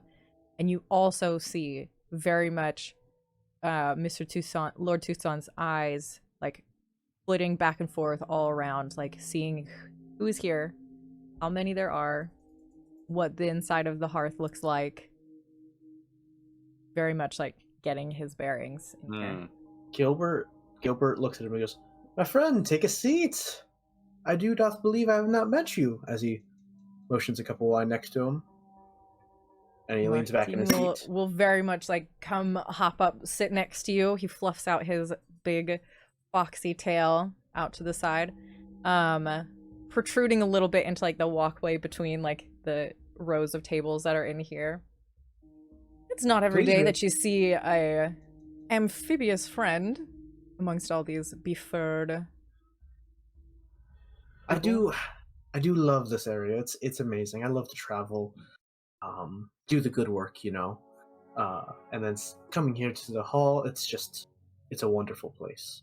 As he slides the cup of wine and looks back at him, I could say the same about you, though. I don't see many foxes in the area. What are you doing? No, we We have found homes in other places as many times we are not wanted where we pass. I Harsh understand. life being one of my kind. Unfortunately, there's that stigma. I just know and hope that stigmas aren't true, he says, making a little side glance at him. What are the rest of you doing at this moment? I am trying to get Jokali's attention because I brought down her weapon because there's 2 other hooligans that need to be dealt with. Gotcha. I'm going so to you- offer the foxes some butternut squash bake Mhm. with walnuts. Yeah, you find a space for them, or rather, a space is very easily made for them as people are very hesitant to sit near them. So just this swath of seats opens up, a couple of seats open on either side of the 3 of them, and they do begin to eat. They do not speak. They continue. You see their eyes continue to flick on over to Martine. Yeah, Sylas. I give a glance over to Furlon as they had walked in, like just kind of like just share a glance, be like, watch out, what's going on, especially when noticing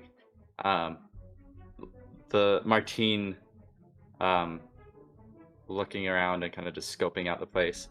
I go and sit next to one of the other foxes, though, just kind of with that space. I kind of just sit on the bench. I imagine there are benches, sit down there, just lean back against the table, glance over, be like, so, my good lad, what is it that you are doing here?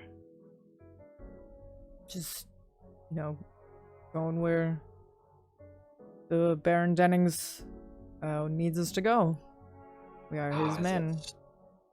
And what purpose does he have in sending his incredibly capable men all the way here to Rosewood Hall? You see him, glance on over towards Lord Toussaint. I'm hoping Lord Toussaint is distracted. That's what I'm hoping to do, but... No, in fact, Martine is very, eagle-eyed, especially as monitoring his men. I do want to just very quickly, while Gilbert's taking a sip, he's going to use his awakened mind feat and send a message to Sylas and say, do not be too aggressive. He goes, follow my lead. Okay. But so Toussaint hears what you say to his guard. Kind of calls over, as I said, we're emissaries from the Baron Blackett Dennings. He wanted to send us out to herald his arrival to anyone in the area. But we'll get to that later. Right now we have a lot of rest and recuperation and dinner to eat. He says very pointedly. And his 3 men just, yes, and they turn back to their food and away from you, Sylas. Arthur, you're able to actually make a stealth check for me. How easily you're able to get in here carrying these weapons without being noticed. A 19. Ooh.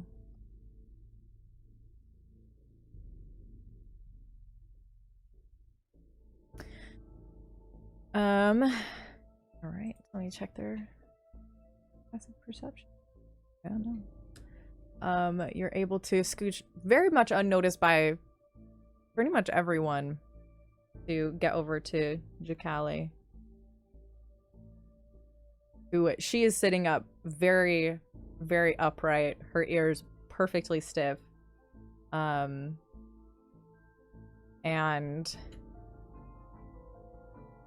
just watching them. I brought your saber. There's 2 of them out in the gatehouse. They left them behind. There's more of these yahoos. That's not a good sign. But you can tell that The main one, he's got real good eyes. He's not an idiot. So, did you see what they were doing? No, I couldn't. You know, those windows are so small, but do you know if the gatekeeper ever made it in? Or did he She stay nods out? over, and he's sitting over at a table.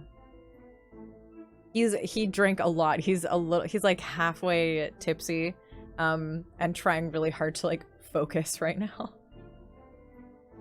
Why didn't he lock the gate? Don't ask me. That's not my job to do. Well, they didn't notice me. Do you want me to go take a look at it? By yourself? Yeah, I can handle it. I've been training with you and Barra since I was small. Oh, we don't know anything about these fellas. We don't know anything about their abilities, their strengths. These four left their weapons outside. I can't imagine the other ones have done the same. Well, I brought my own weapon too. Right. And you can tell she's very, like, questioning. But at the same time, because as a hare, she is very tall. She is much larger than a decent number of people here, so her exiting would be very obvious. Can try and get Sylas's attention. I'll tell him one of the nestlings fell in the pond. He's right there on him. I feel like that'd be a lot. I don't... When you say you want to go and take care of him, what do you mean? Poking around where they're not supposed to be. Someone's gotta go confront them and let them know that we see them. Boy, I really don't want you to do that by yourself. Maybe... But what choice do we have? Wait. If they're just poking around and looking at things, they're not likely to run into any beast, and we can, mostly stay safe. If you want to go and watch them, see what they're doing, if they get into anything they're really not supposed to, then maybe... roll a persuasion check for me. I got a 15 with no bonuses because I am not charismatic. But your intensity in this moment and your confidence in yourself is enough for her to just kind of look down at the table and kind of close her eyes. Okay, Arthur, you've really got to be careful, okay? I'm always careful. No, you're not. Yes, I am. I can do this. She just kind of, as you like start to square up, she's like, no, you're not. Try, be more careful. More careful. I'm just gonna wave my tail at her as I'm running off.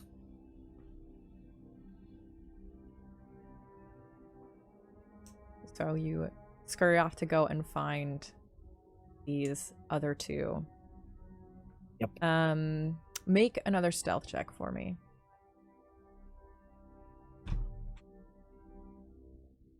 That's going to be a 17.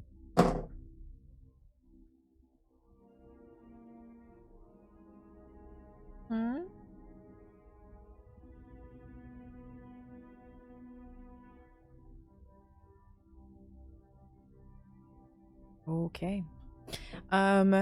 So you scurry on over back to the gatehouse, I assume, to try and locate these two. Mm-hmm. As you reach the door, it opens, and the two step out. You kind of like brace up, like hide. There's like a row of like rose bushes along the side of the wall, and you just kind of like fall back into them. And one of them turns for a moment and lowers his spear. You can hear him like sniff very deeply. So Good luck smelling through the roses. Through the roses, yes. So place just reeks of little rats. And the other one nudges him.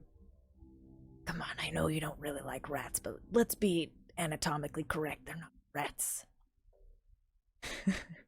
And the other one kind of like whacks across like his shoulder and a bit of his like breastplate with, or his chainmail with his spear. Don't you correct me, you absolute buffoon. And they start like arguing and they move off, and you can see they're like taking a perimeter walk of like the walls on the inside. And is there like some steps that I can run up and I can be up like above them on the ramparts? Mm-hmm. I want to do that. And I'll be like watching them. Okay. Yeah, they are walking along the side of the walls. They check every one of the like sally gates and other entrances. They're passing their eyes along like every part of the interior that you can see. They're making note of all of the doors into like the buildings themselves. You can see actually one of them has like a little pad of parchment and like a piece of charcoal and is like making rough sketches of like the layout of everything.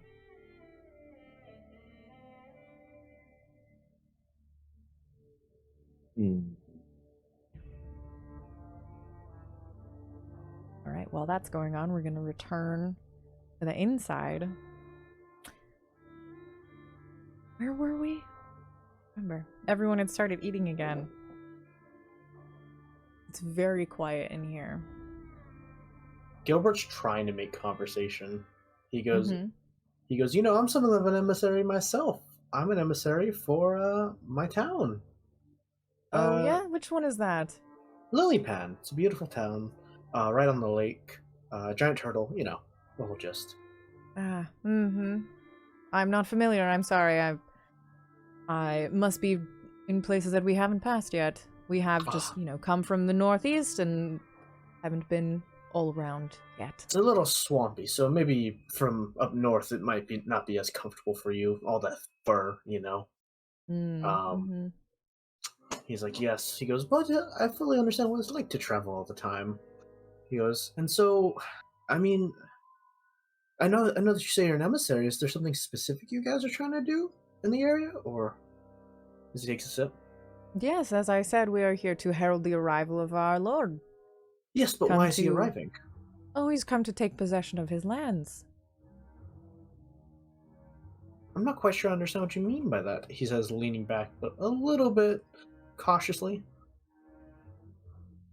Well, and at that point, he, like, turns, like, stands up. I suppose as good as time of any to inform you all that the Lord Baron Edgar Blackett Dennings of the Northeast and the realms of ice has seen fit to lay claim to these lands and is coming in a few weeks to take possession of them. You are very welcome to remain in your wonderful home and become his subjects. He is a very generous and understanding master. Would appreciate learning of your ways, as they are fairly different to our own. On that, immediately he sends out a message to both Sylas and Furlong, Ash. I mean, probably even Arthur, because he doesn't know Arthur's not there. But it just echoes out into the nothingness, because I think you have to know kind of where he is. It just says to touch the minds of other creatures. You can telepathically speak to any creature. Okay, you can see. Yeah. You have to see them. Do you also send it to Ash? I do send it to Ash. Okay.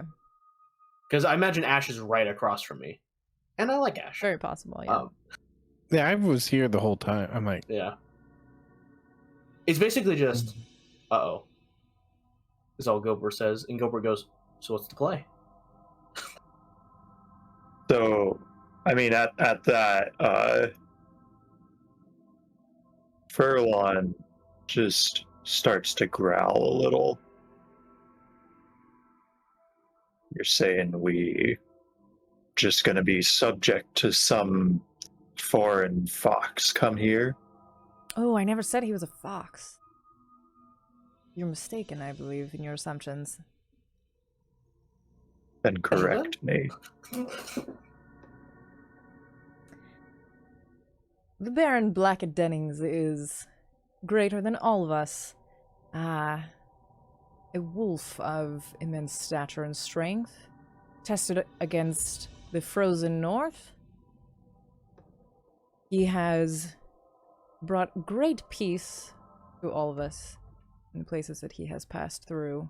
Great prosperity, and he wishes to bring it south to you. I believe you all are subject to someone currently. And he looks over with a toothy grin to Rector Cornby. Whether or not you think you might be. Well, what we do know is that we currently enjoy peace and prosperity. Well, then We what's the have change no in leadership? need of a new leader. He Oh, can no keep need? his lands to the north.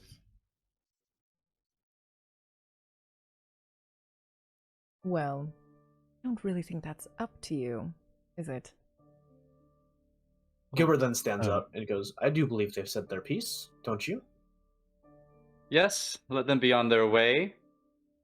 And I don't really think it's up to you either, telling us who we have to be subject to. Thank you very much. Get out. I'm gonna let one person roll intimidation with advantage, because you've been helping create this scenario. I have. Gilbert for charisma. Yep, I'm going. Okay. All right, that's a 22. Alright. So now that people are beginning to stand, I'm very aware that he and his men do not have their weapons with them.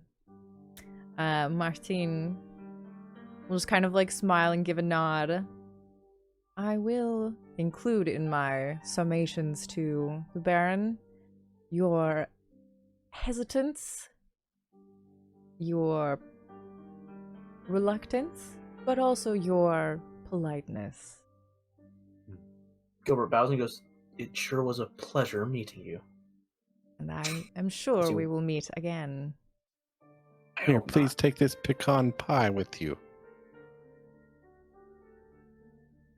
He looks at it for a moment, sniffs. I'm not so much a fan of nuts. And he Well. turns to walk away. Gilbert guides them out. One of Sylas the does- one of the other foxes like goes to maybe grab it, and he like and Martin turns, don't, and, like gives him a look. He's just like pulls his paws away. Indeed. What were you gonna say, Sylas? On their way out, knowing that their weapons are nearby, Sylas is gonna grab like a candelabra or a long poker, something just to be like, just to put it under like kind of under his arm, just kind of seeing them out, as he knows that he'll look at them. He's not going to stop them because again, he doesn't want to provoke something real for them to come after them for. But he's gonna be like, all right, I've got my poker, you've got your sword, let's get out of here. How far out do you walk them? Do you walk them to the entrance of the Grand Hearth? Do you walk them all the way out of the gates? I think All the way Gilbert- out to the gates. Yeah. Gilbert's going to So- go all the way to the gates. Okay, so Arthur, you, while passing around with the other two, you see the set of 6 beasts coming out of the Grand Hearth. 7. 7.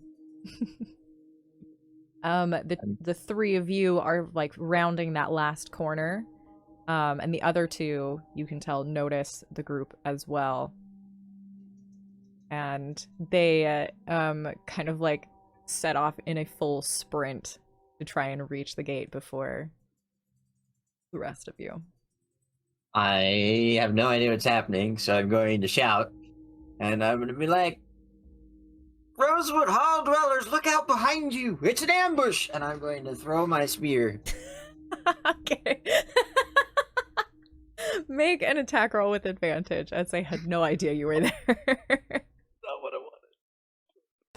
I'm gonna be aiming for the one with the map.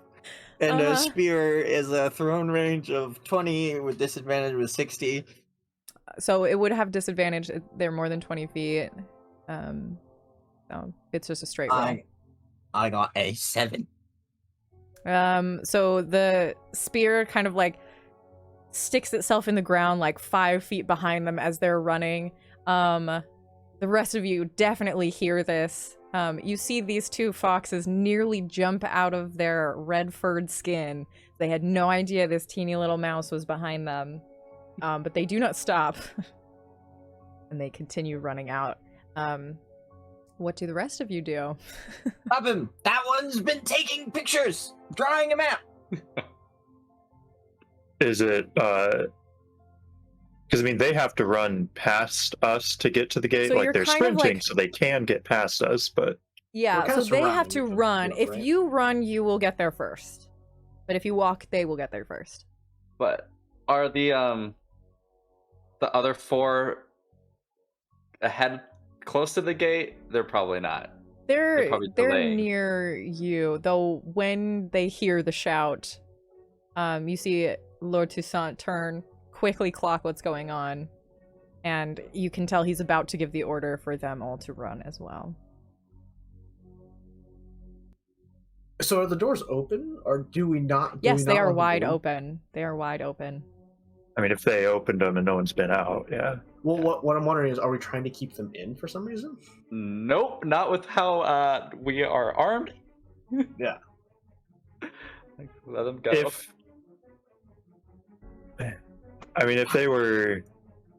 If I understood what Arthur said, I don't know if Furlon really understands what's going on there. Mm-hmm. Yeah, Mr. Barbarian, how are you feeling about that?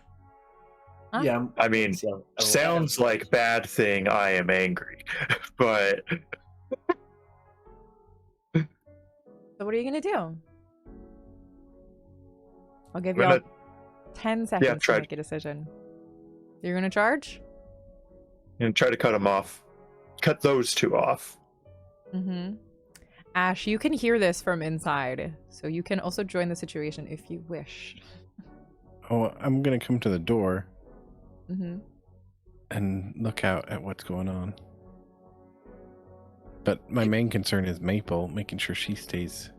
Someone would have grabbed her from you if you went to the door. Okay. Probably Baris. Mm-hmm. Gilbert's gonna turn to the main fox and be like, "Were you hiding something?" He says, looking at the other 2 foxes. Probably only as much as you were. He winks and starts to run away. Cool. Silas, the what are you forerun. doing? I let the 4 run, and I Okay. see Furlon running after the other 2, and I'm like, and I start running with my poker.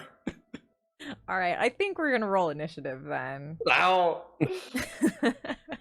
I don't want to. Gilbert really wanted to avoid this. I have no idea what's going on. They're bad guys. Yeah, I mean, no, that's completely fair.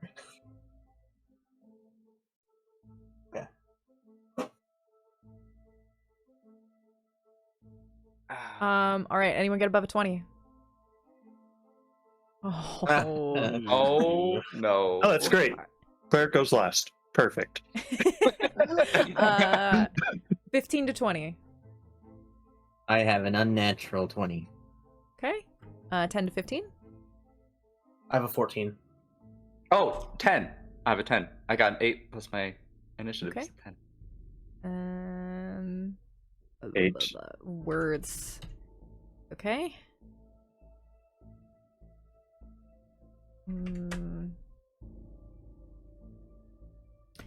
Okay, so first up is with oh wait, I forgot.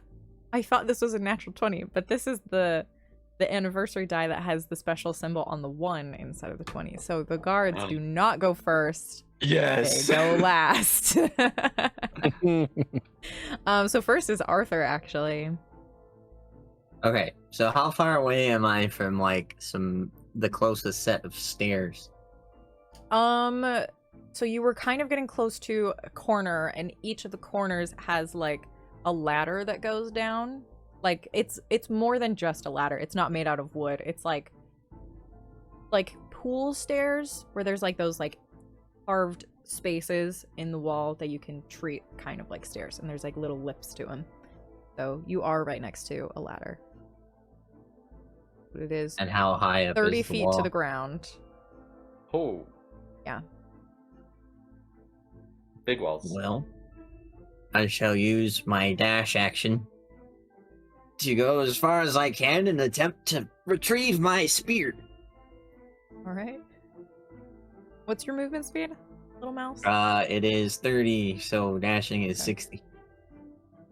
Okay, yeah, you can definitely get to your spear. It's only like you get 30 feet down, and then it's only an additional like 15, 20 feet to your spear. So you can make it another 10 feet, which would put you right next to the 2 remaining secret guys. Excellent. I All fear no right. fox. Especially not 2 of them. All right, Gilbert, that's you. I'm going to spellcasting spawn. I think I'm going to cast Dissonant Whispers on the Martine. Okay. Is that a saving throw that he has to do, or is that an attack That is a roll? save. That's a save. He needs to make a. What do you make? It's a DC. It's a DC 13. Oh, he rolled a natural 18, so he's probably good. Okay, yeah. All right, and then let me just do this real quick. Okay, so he takes 7 points of damage. Right. I can't do that again. Okay. That does hurt him. He seems fine though. Are you chasing or are you staying? Gilbert's slowly walking towards them, casting his spells. All right. Okay. Then next is Sylas. Okay, first, the group of 4 with Martine. How far are they to the gate? Are they at the gate? Are they out of the gate? They're only like 15 feet ahead of you. So like Gilbert walking slowly towards them, probably just like 5 feet back. Yeah. But like, so like, how far between them, their group, and the gate are they? About 40 feet. A whole Yeah. dash. Okay. And then how far away am I from the 2 who are running away from Arthur? So they are off to the side. They have a full like 70 feet from them to the gate. So probably a good like 30 Alright. feet. 40 I'll feet? just make kind of like an angle between them 2 and the gate. 30 feet. Okay. I just want to like be in their way, but also like keep an eye, like make sure that those other 4 can just get out. Hopefully, like I'm so not allow blocking the them. 4 that you talk to run, but get the other I 2. want them to run. I want to make space for them to run, but I want the 2 that were inside, scoping the walls out. I want to be between them. Okay. And then I guess I ready my poker and just on guard, I guess. Yeah, that's just moving in between them. Okay. Moving to cut them off. Yeah, let and the I will others escape. I will hold my action then. If they take the dash action and get to me, then I will take a swipe at one of them. Okay. All 'Cause right. I probably don't next- know which one has the map, so just Yeah. either you of them. can't necessarily tell. So next up is Martine. Furlong, you are on deck. Okay. So he has an extra speed. Yeah, he's just gonna run. He's just gonna run away. Though he does, seeing, no, actually, seeing that you're going to cut off his other men, he's going to chase after you, actually. Mm. And he has picked up his sword now at this point. Though it's not belted back on, and he's gonna pull it out, and he's going to take a swipe at you. No. Yeah. You're supposed to get out of here, bud. He's actually gonna make 2 attacks on you. What? They're both not super good. One is a 10 to hit, and the other is a 14. The 14 would hit because I don't technically have my chainmail on. Okay. So I have a 12 AC right now. Okay, so you take 5 points of slashing damage. Okay. As he is attempting to engage with you to distract you so his men can get around you. Oh. Furlon, that's you. Ash, you are on deck. Yeah, so the two are about 30 feet away. They're about 40 feet away from where you guys are. Actually, But I thinking could get in- mathematically, they might be further than that. Might be like 50. Okay, but I could get in a position like between them and the door. Yes. If you dashed, Okay. you could make it to the door, probably.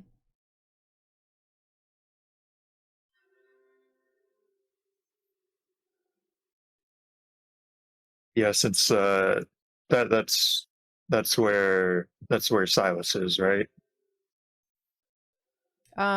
Silas is a little bit off to the side. Mm-hmm. Yeah, he went I'm in an angle. between the 2 and the door, but I'm letting a direct path go for the 4. Yeah. Then I will go form kind of extend the wall that Sylas is building. Okay. Which means you will run right next to where Martine is. Do you Yeah. want to attack or no? I'm going to well, first, as a bonus action, I would like to rage. Yes, it's gonna rage. I would like to rage. Rage. Badger! Angry I'm an angry badger. badger!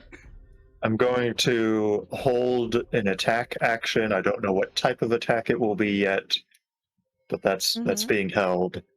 And I'm gonna growl at the fox. And Badger's growling and roaring isn't super impressive to a human, but it's pretty gnarly to these kinds of creatures. When you are the biggest thing out there, yes. And I'm for the just ground gonna- level, of course. Yeah. I'm gonna growl at him. I knew you were a picky eater. Okay. All right. Yeah. Okay. All right. Ash, that's you. The guard's next. So the two that are running. I was here when Arthur pointed out that they were stealing or making maps or something, right?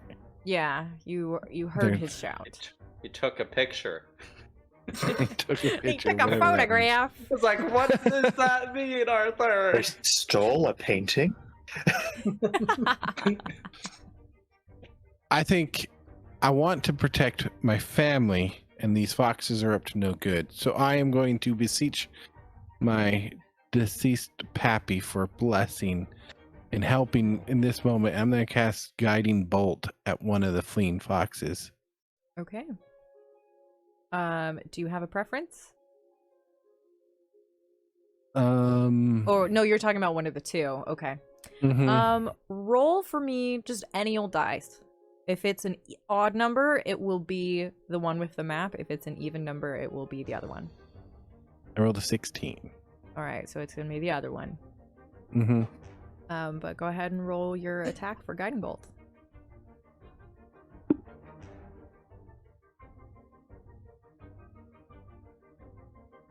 I rolled a natural 1. Oh. Oh no. I don't have a critical fumble table. I just treat them as just misses. This Huge miss.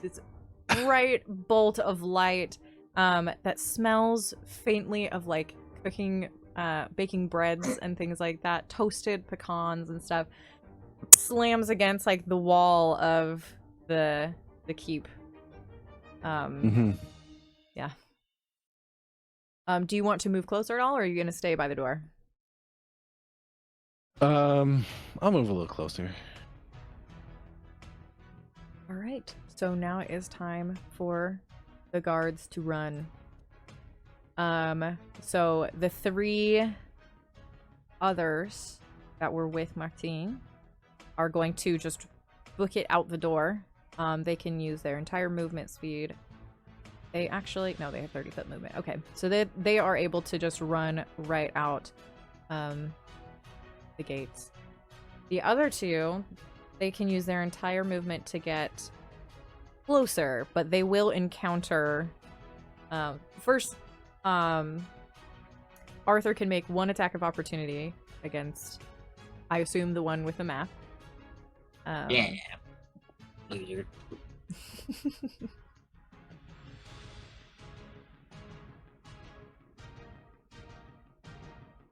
I got a... That's going to be a 15. That hits. Go ahead and roll your damage.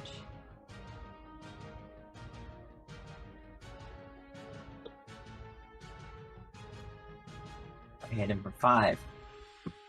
Okay. I'm, Stick him like, in the... I'm gonna, like, swing the butt of my spear and, like, aim at his head, because I imagine I'll get in trouble if I stab them. Just kind of like whack him across the base of the skull. He turns and he snarls at you, and you didn't see as much of the conversation in the hall of like Martine's like very classy behavior, whatever.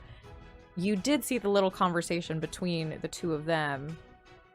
They immediately turn like super feral, and you can see this fox's eyes just light up with this savage rage towards you, this tiny little mouse. Come on, Stinky, I'm not afraid of you.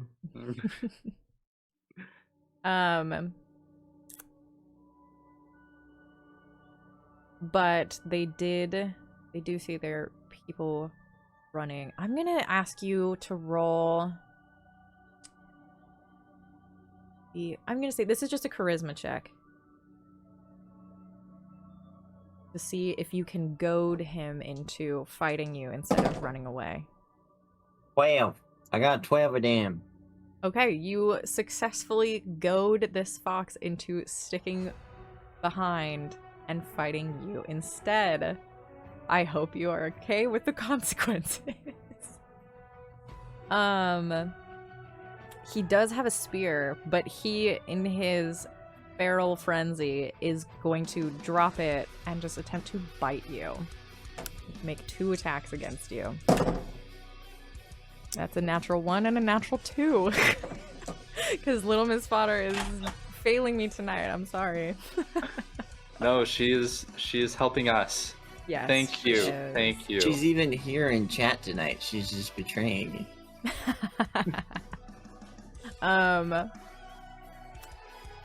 So he fails his attacks.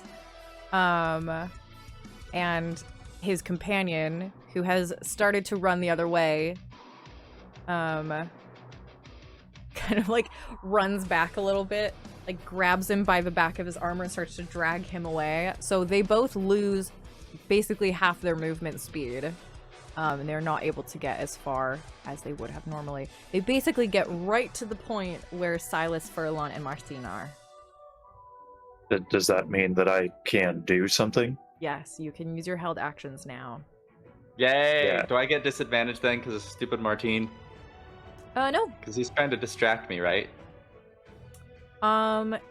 He does actually have a feature called Disparaging Remark. Why where... did I say that, guys? I was gonna use it anyway, don't worry about it. Okay. So you do get disadvantage on your attack roll. Do it. Alright. So whatever one comes closest to me, I'm dabbing. Okay.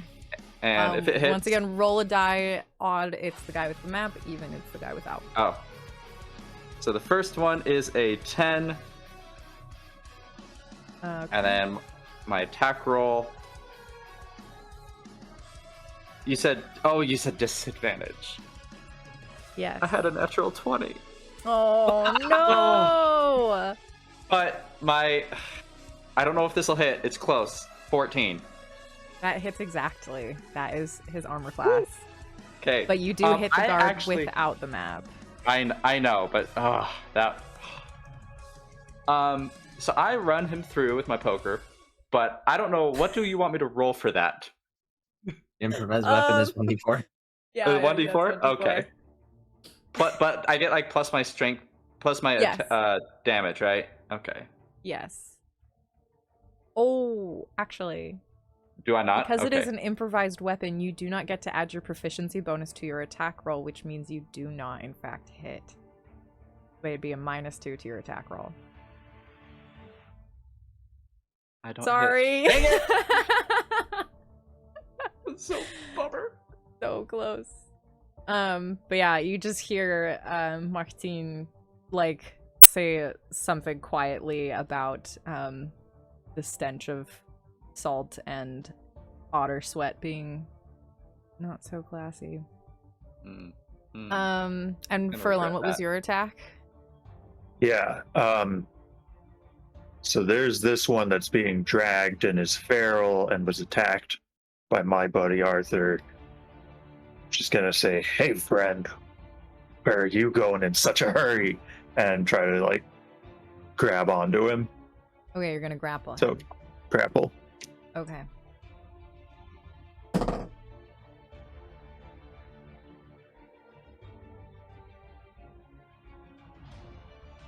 Twelve. 17. You try and like grab him, but he's quick. She's failing both of us, Lydia. She's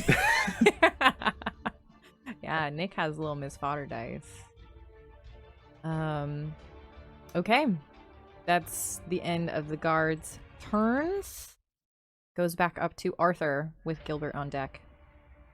Excellent. So how close are they to Furlong? They are all right there on him. Everybody's all in one mass Sorry. now. Sorry. Yeah. I'm Oh, you get raging. advantage on that. Yeah, go ahead. That's a 16. Oh, yeah. He still Oh. gets away.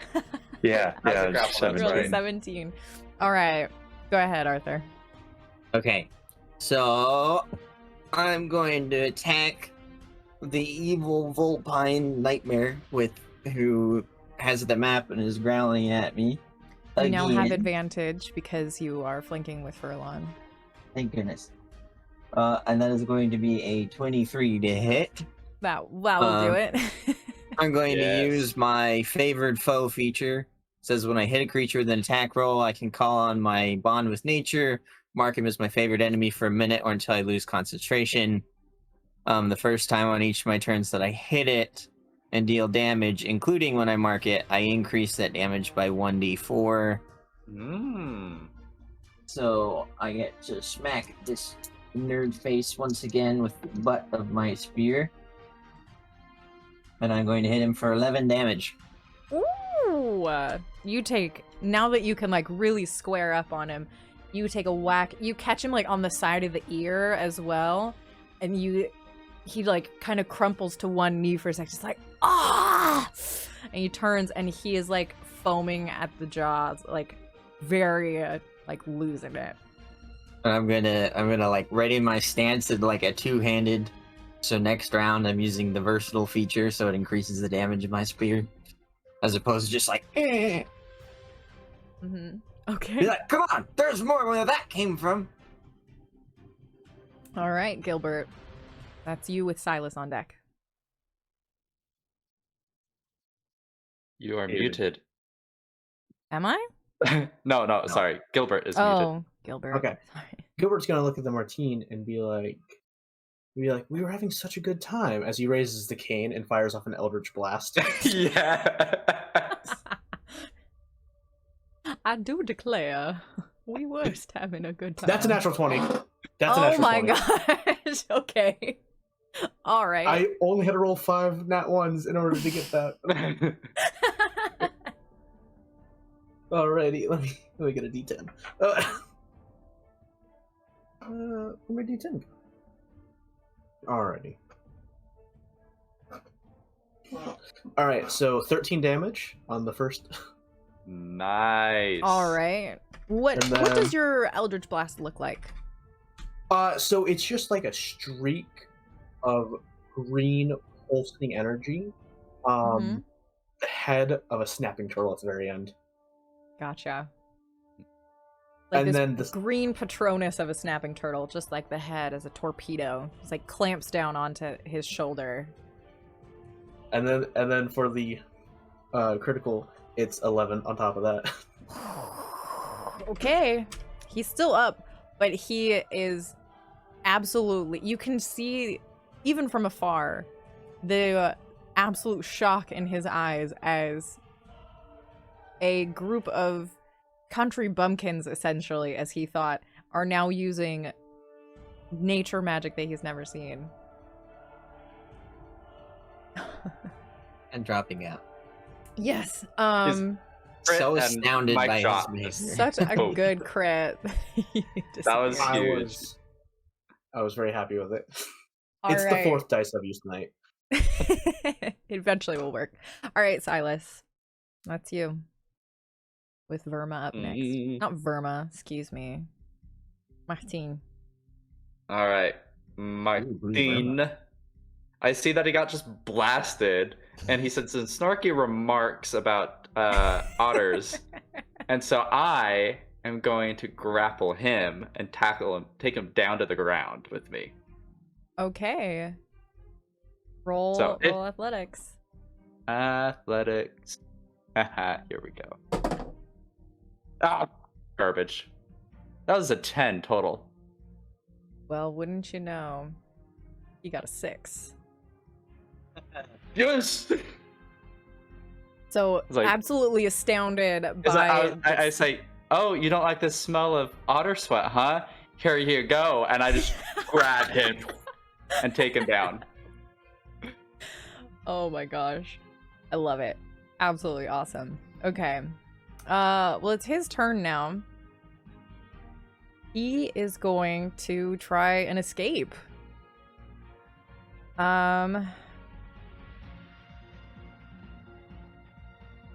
Oh, dope. Okay, I just read a feature of his.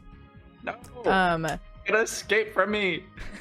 Surge of Vigor. If an attack deals over half of the general's current remaining hit points, they immediately regain a certain number of hit points. So he, as you knock him to the ground, like the remnants of this eldritch turtle are like shaken off of him, and he blinks and regains a little bit of strength. So he's gonna, he's gonna try and get away. I'm gonna look up prone because it might give him, yeah, well, this is the thing. Do you want him to be grappled or do you want him to be prone? Grappled. I'll just Okay. stay grappled then. So you've like grabbed onto him. Okay. Yeah. I'm like, So, I don't think and then that I'll gives hug him to death on my next turn. Okay, so yeah, he is gonna roll his check. You can roll athletics. Is athletics again? Okay. Uh-huh. Much better. 20, dirty 20. 20 Yeah. though. He wriggles and tries to escape, but is unable to. I'm like, then I whisper in his ear, you think foxes are sly and slippery? You should try otter when we're in the water. He kind of looks confused. I'm not in the water, you. Very confused. Okay. That is the end of his turn, unfortunately. Furlon, that's you with Ash on deck. Just gonna growl out to the rest of the group. Leave the emissary. He's got a message to deliver. and I'm gonna try to grab the feral one again. Okay, go ahead and roll your athletics check with advantage. 24. Sorry, 23. 23. Dang it. Wait a sec then. Because let me check. He also got a 23. So you set the DC with yours, which he met. So he escapes the grapple. I was so excited I rolled a 19. Oof! That's the only I way also he's rolled a gonna- 19. Okay. So yeah, you're unable to like hanging. you grip onto him for a second, but he snarls and wrenches himself away.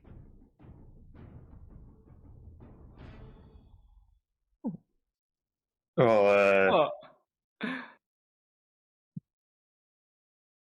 sorry. Just remembered I do have. Yeah, no. That's all. All right, Ash. You're the last one to go before they get to take their turns and maybe run. That feral one that I just saw Furlong grappling with and get away, they use Sacred Flame. Say he has to roll a dexterity saving throw. Okay. See what he can do.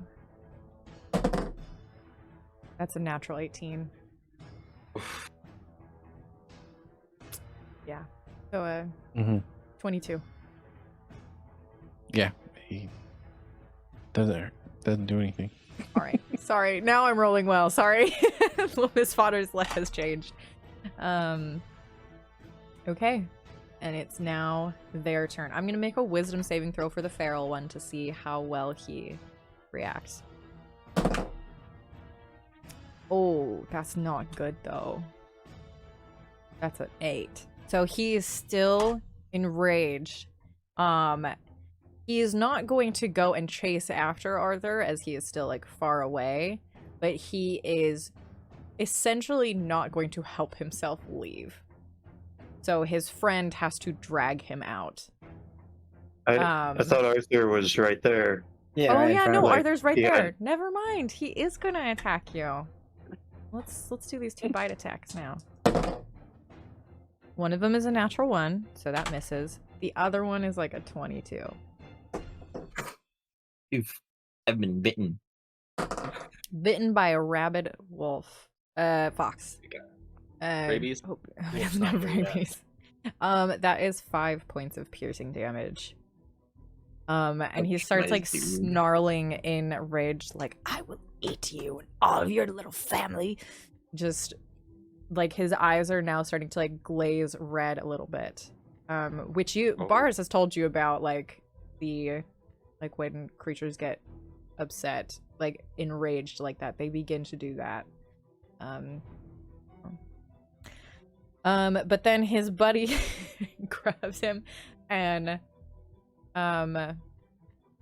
starts off. They will provoke Touch him. attack of opportunities from everybody. I don't think. Silas, Can I while I'm if grappled? you can, if you want to, you can either let go of Martin or you can attack. So I can let go and attack or keep a hold of him. Yeah. Right? I am keeping a hold of him. Okay. Nope. So then it's It just is. Arthur and Furlong that can make attacks. Well, reactions, opportunity attacks have to be melee attacks. You can't react and try to grapple. Just, No, I'm currently grappling someone else, so I was just. No, Furlong's Yeah. asking if you Oh. can grab him. Oh, got it. Yeah. Never mind. All right. So you two can both make attacks. 15 to hit. That'll hit. So I'm not wielding a weapon. I don't get the rage bonus. That's 5 damage. Okay. He's looking really hurt at this point. So Arthur, you can make your attack now too.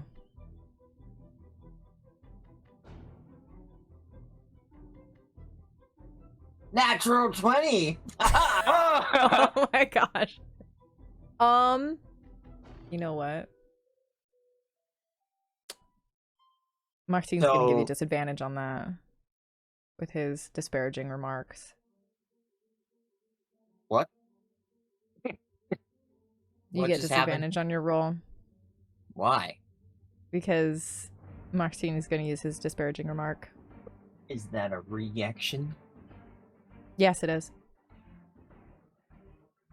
Is one reaction that he has. Okay, well I got a 16 because I'm Okay, that'll being- still hit. I'm being nasty. Okay, And then- really nasty.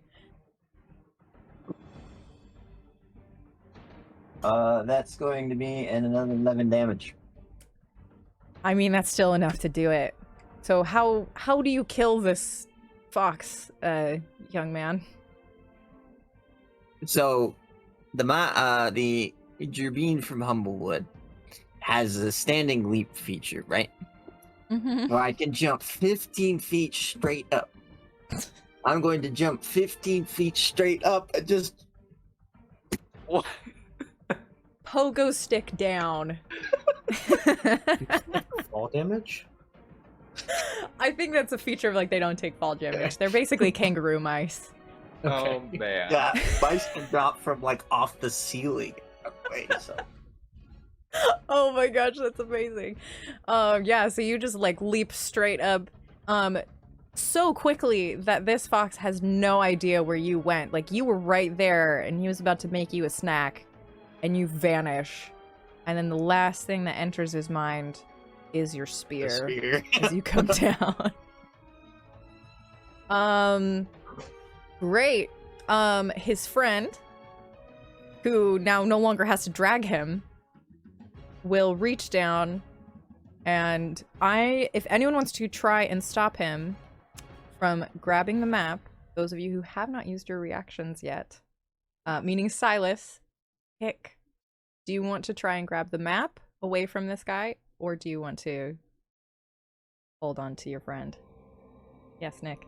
I thought we were attacking the one that was dragging because you don't get opportunity attacks against Oh, if someone you're who being leaves. moved your own way, we will bypass that because I'm sure Arthur would have wanted to get the map guy, right? Yep. Yeah. Hand wave for now. Mm. And if you had both attacked the other guy, you would not have killed him. Yeah. I was confused. So, Sylas, do you want the map or do you want Martine? I want Martine. All right, so the remaining fox snatches the map from his fallen ally and dashes away. Full speed out the gate. That's his full speed is 60. Yes. Or, I mean 30, so 60 with the dash. Yes.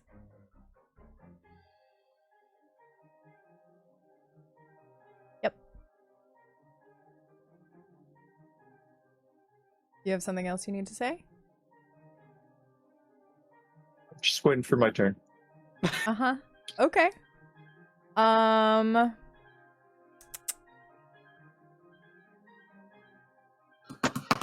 As he runs out,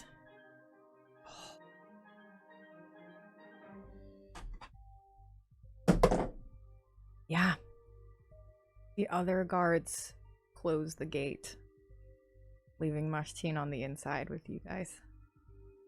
They slam the gate closed. These very heavy gates. All right. Arthur? Well, I guess at this point, do we want to continue an initiative? Or no? I just want to tie up Martine and take away his sword and fancy Or stuff. do you really want to chase these 4 foxes? I have a racial feature that allows me to move my full movement speed as a bonus action towards an opponent. So I can dash and attack. Uh-huh. Where are you going, boy? We're going for a ride. I'm gonna slam the doors open. It will take you an action to open the door. Okay, then I'll get up to him with my movement and bonus action. So, well, Yeah, you'll have to wait your turn though, because there's a few other people to go first. If we're gonna go through initiative order, I we're don't gonna go know through if we're. initiative order. Well, Okay. yeah, if you guys, because if we're gonna make this into a chase thing, then we need to stay in initiative order. So Arthur, what do you want to do? Arthur is going to actually this round. He's going to just be sitting there like. So I pass. Okay. Because he is absolutely shaken, but he just killed something. Mm-hmm. Gilbert. Gilbert's going to, as he walks by Arthur, pat him on the head and said, "You did good," and jump his 30 feet up over the wall if he can. That will get you to On like top the top of the of the wall? wall. Yeah, the Okay, wall is that's fine. 30 feet. Okay. He's gonna jump on top just to get a visual on the running foxes. Okay, make a perception check for me, please. Okay. Let's. Do you have dark vision, Mr. Frog? Yes. Yes. 15. Okay. Cool. Thank you very much. Okay. Sylas. I'm holding. Well, let's see. So when I'm grappled, like, can I like try and attack him? Does that cause disadvantage on me, or I'm just wondering? I should look at grappled again.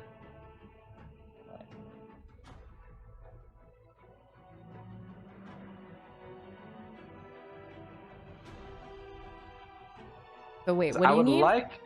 Okay. Well, I would like to knock him unconscious. Like attack him until he falls unconscious, not necessarily kill him, because I want him around. I'm gonna say, Yeah. What do you? yeah, make an attack roll. Okay. He still has a decent amount of health left, so it might take you a little bit, and he can still attempt to escape. It is his turn right after yours. Yes, but the gate is closed. This is true. So yeah, I'm just gonna grapple him. Like I don't lose my grapple if I attack him, right? Do I? Well, like we said about the Punching other one, I sounds think good. you have to let go to attack. Okay. Yeah. I'll keep a hold of him. Okay. If that's all I can do. Yep. All right. What He's if not you leaving. hit him? He will try and get away. So Oh. roll your athletics. So you did not roll super great. I didn't roll well. You got a 10. 8. No. So he kind of like wrenches himself away from you. Arthur is kind of stunned. Gilbert's on top of the wall. Furlong. Furlong's right. He already reacted, right? Furlong's- no, he Oh, has yeah. not yet. Furlong's right there. New And round. Ash has been shooting magic from back by the door. He already used his action to get away. So he puts up his paws and just like, let's just talk about this, okay? And you can tell his voice has now changed. He's not putting on like the airs that he used to, and his voice has gotten a little bit more like, I feel like the only way to describe it is sneaky. Less grandiose. And that's the end of his turn. Furlong. Yeah. Oh yeah, we can talk. Hey. I'm going. Alright. I'm going for that door. I'm going out. So the only reason that you are able to open the door as an action instead of needing help is because you are a beast. But yeah, you throw open the gates and you see 4 foxtails splitting off to run into the night. So, can I recognize which one? Do you have dark vision? Yes, 60 feet. Okay. All right. Make a perception check.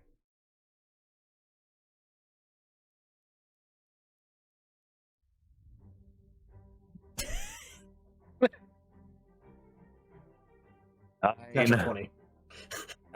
Natural 20. That's his upset at a natural 20.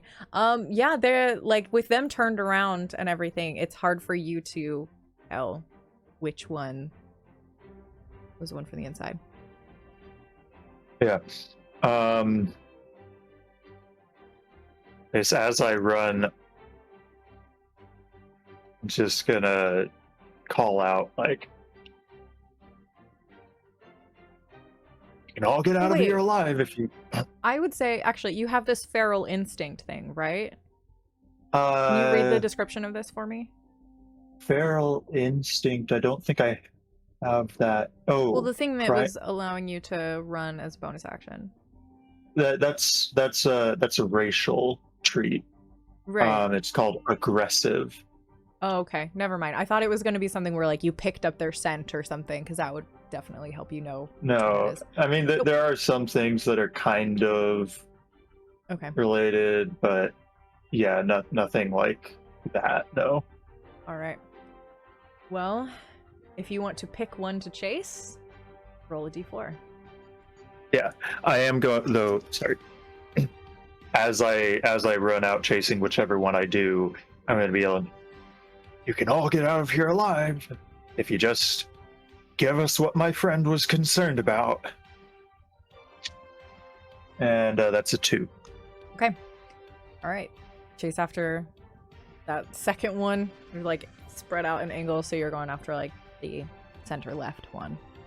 And so I should be able to. Oh, wait. Are they different distances away from me? Is any one of them closer than the others? No. Okay. Then I should be able to get to them on this turn because the one I was chasing. Yes. Yeah. You run up to this one. You're able to close distance. You're able to attack if you wish. No, I'm not. I used my action to open the door. Right. Yep. Okay.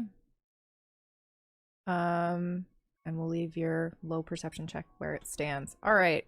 Ash, chaos is ensuing. What are you going to do about this? And Arthur got hurt, right? Or A little bit. a little bit. He I'm bit gonna me. run up and make sure he's okay. Okay. Arthur, are you okay? Arthur's gonna kind of look up at Ash, and then he's gonna look down at the dead body, and then he's just gonna throw up.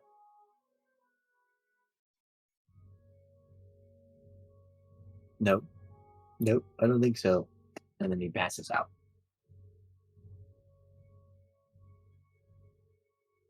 So, Ash, what do you do?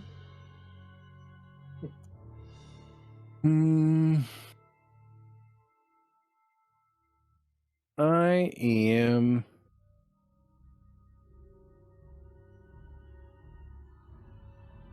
Let's see.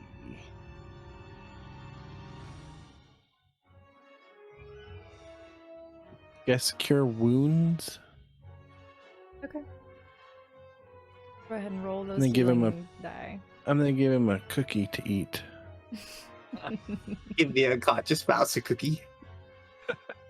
Maybe a little nectar or something. If you give them almond out milk. an unconscious mouse a cookie. 19? Is that how many hit points you heal him? Oh wait, no, I rolled the wrong Yeah. dice. Hold on. I was like, that's a lot of hit points. That might be more than he has. Almost as much as I have. That would be more than my max. Or Cool. So the physical wounds are mostly healed. But I'm unconscious from the, look, I just killed a person. Oh no. Mm-hmm. All right. The guards' turn. They scatter. They sprint as fast as they can. So if you want to take an attack of opportunity on this one that you're next to, Furlon, you can. The other three are going to disappear into the night. Yeah, I Or if mean, you- yes, I'm going to. Okay. And I mean, I can keep up with him and keep punching, and I'm in a rage. So Yes. Furlon's going feral for tonight. He's not going to come back. He's, Oh boy. All right. So Gilbert, you at the top of the wall see these other three foxes like scatter off into the trees until you can no longer see them, and you watch Furlon essentially just chase this last one down and beat him to death. Beat him and maul him to death. Do you want to do Gilbert. anything about this? Gilbert's gonna hop down and go talk to Martine. He's just gonna let this happen. He's not super happy. I might have the presence of mind to be asking him, like, trying to convince him to give some information in exchange for his life, like... Make a persuasion check with disadvantage. I'm not really trying to persuade him. I'm trying to make him pee his pants. Yes, Like- this is to see how, like, riding the line of, like, too terrified. You do need to persuade a teeny little bit. It's 8. Yeah, this I've gotten guy... like 4 or 5 6s. So, yeah, you are so enraged, and this fox has never had to deal with anything even close to what you are. In the dimming light as the sun goes down in an unfamiliar place, after a little while, this guy kind of just, like, gives up and, like, succumbs to death, because that is slightly less terrifying than being chased by an absolutely mad badger through the trees. In your frenzy, as you possibly look over the corpse, there is no map. There is nothing, really, except for the armor and the weapons that he had. Back inside the keep, few talking to Martine. Gilbert immediately is gonna put his cane up to Martine and cast Charm Person. Ooh. Well, does that's- he have to cast Charm Animal? Thanks. Charm animal? And there's my last spell That's a wisdom saving throw? slot. That is a Wisdom saving throw of 13. That's a natural 19, I'm sorry. Dang it. While he's trying to talk to Martine, I'm keeping an eye on him, but I want to go back and close the gate so that there's not an escape path. Okay. Leaving Furlon outside. He'll come back. Gilbert's still Um, gonna keep his cane pointed at Martine and go, I feel like we need to have a little discussion, don't we? Drop the sword. He's already dropped it at this point. Okay, he did that. I pick it up. I got a weapon now. I can use Yes, it. you do. Yes, you do. No, I get my +2. Take note that you have, actually, not a rapier, a scimitar. Mm-hmm. Cool. Yes. So, Martine just kind of standing there like, we were doing so well. We were friends. Being quite friendly. We Why should were, that stop now? till you lied to me. I hate liars. Have you never told a lie? Not one in my life. I've stolen, but I've never lied. He goes, I think "I've that killed." might be a lie. Not once. I tell everybody the truth. Ask anybody the story I tell. Regardless. He's still pointing. He goes, I think we need to go inside and have a talk. Me and you. Fine. And then can I go? Oh, I don't think you're ever gonna leave. Oh, you're just gonna adopt me. Cute.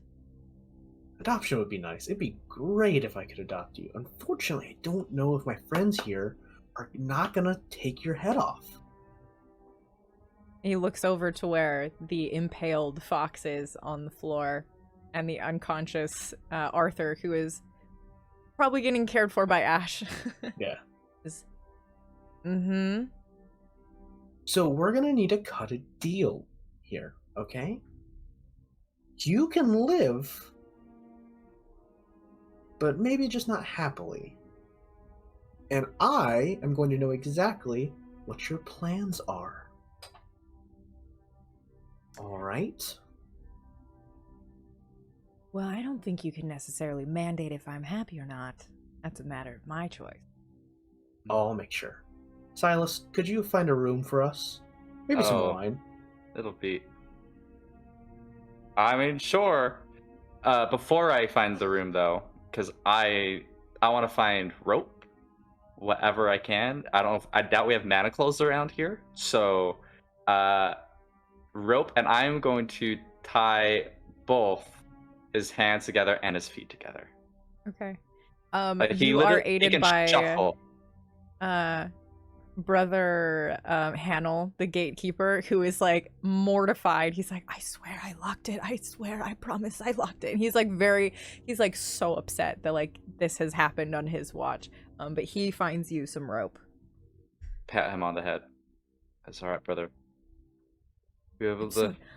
Excellent. I had really hoped Furlong comes back safe. If something happened to somebody, I'd never. Will you Sure, go he'll watch be the fine. gate for him?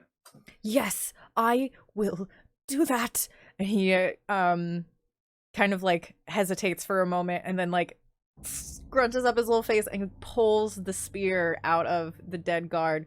Just ugh. And like squares his little mouse shoulders and goes over to his post. Does the dead guard, did he have the extra spear or did he have like a sword? He had a sword, yes. He has an additional, I believe it's just another scimitar. No, Take it's a that short and sword. give it to the rector, Cornby, and just be like, whoever your best soldier is who doesn't have anything, give this to them. He's unconscious right now, actually.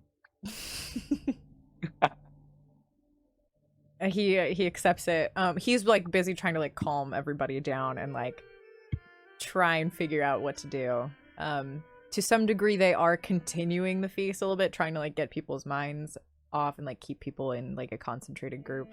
But he does ask to be present while you talk to Martine. Of course, it is your home.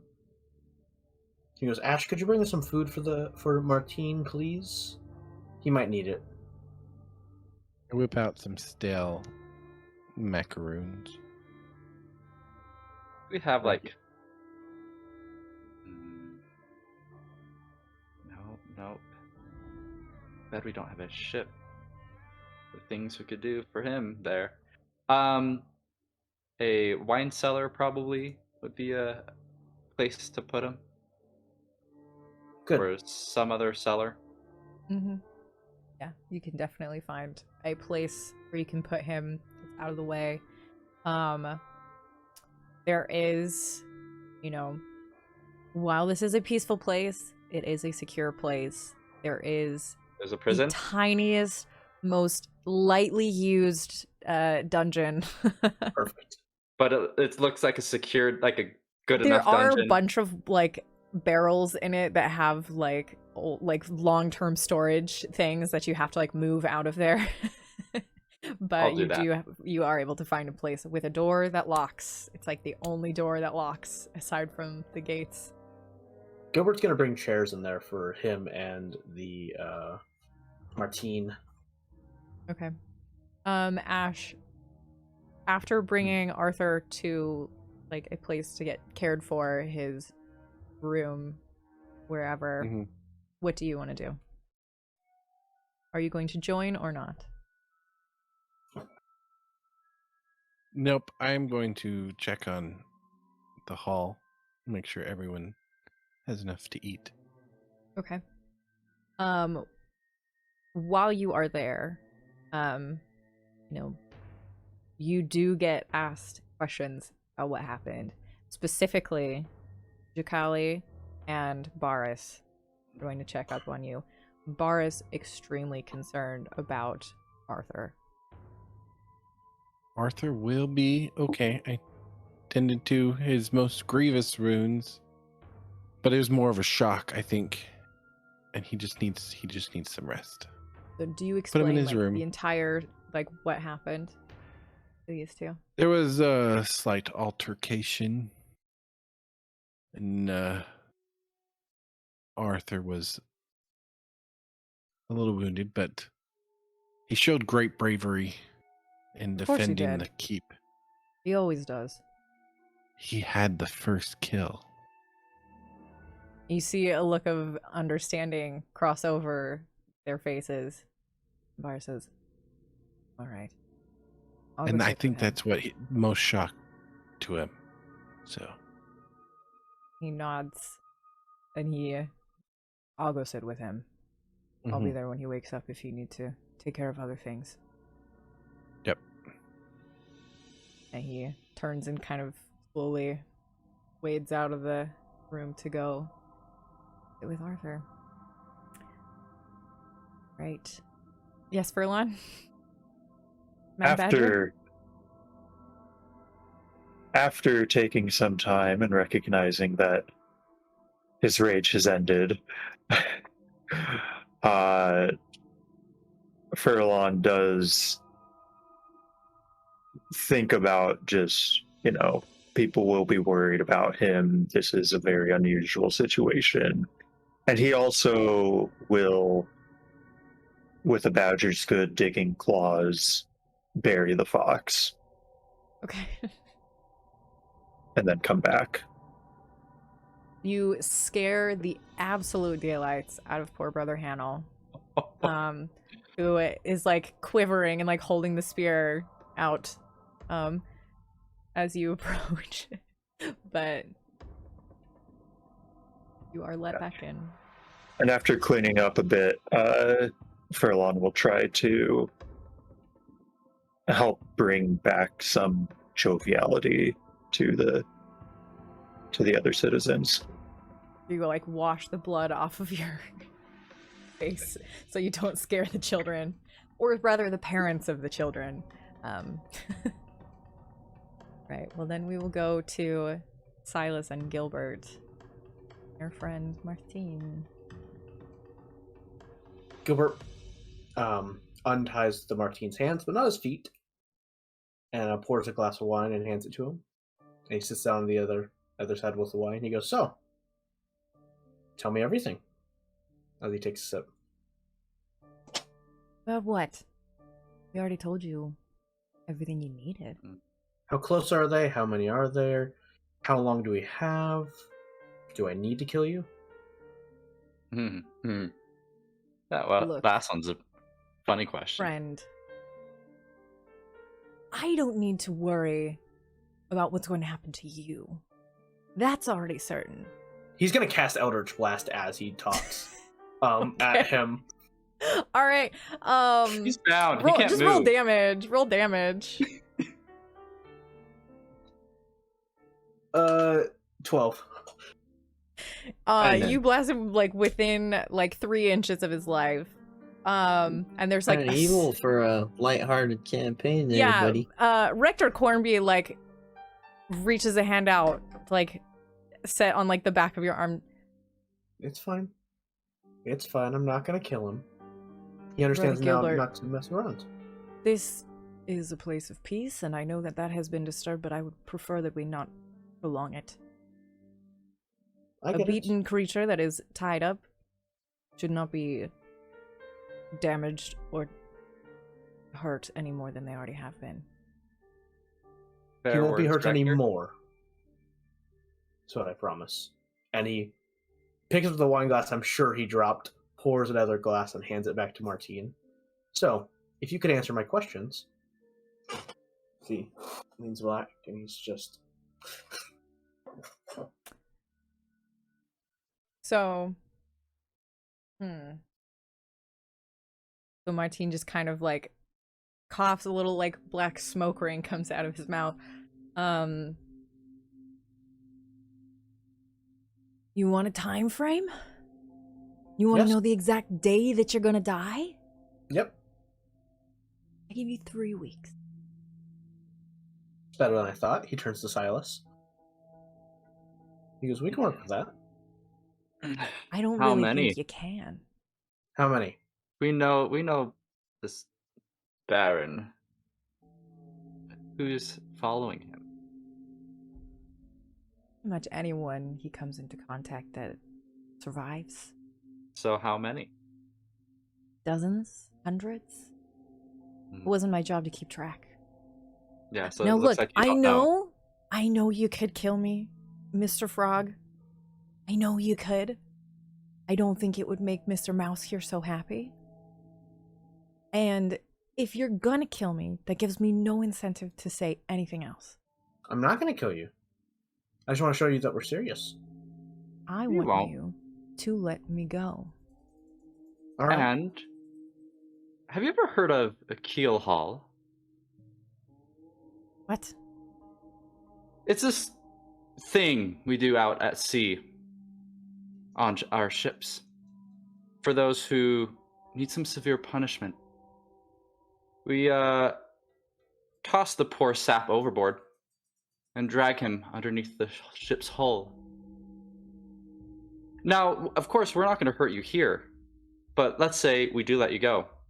Let's say I decide to leave. I take you with me and take you on the Wave Strider, the fastest ship there is. Faster the ship, the more it's going to hurt. He goes, or I could introduce you to my friend the Snapping Turtle. Show you Lily Pan like I mentioned. I'm sure you'd love it. We will let you go, but not to a place that you want to go.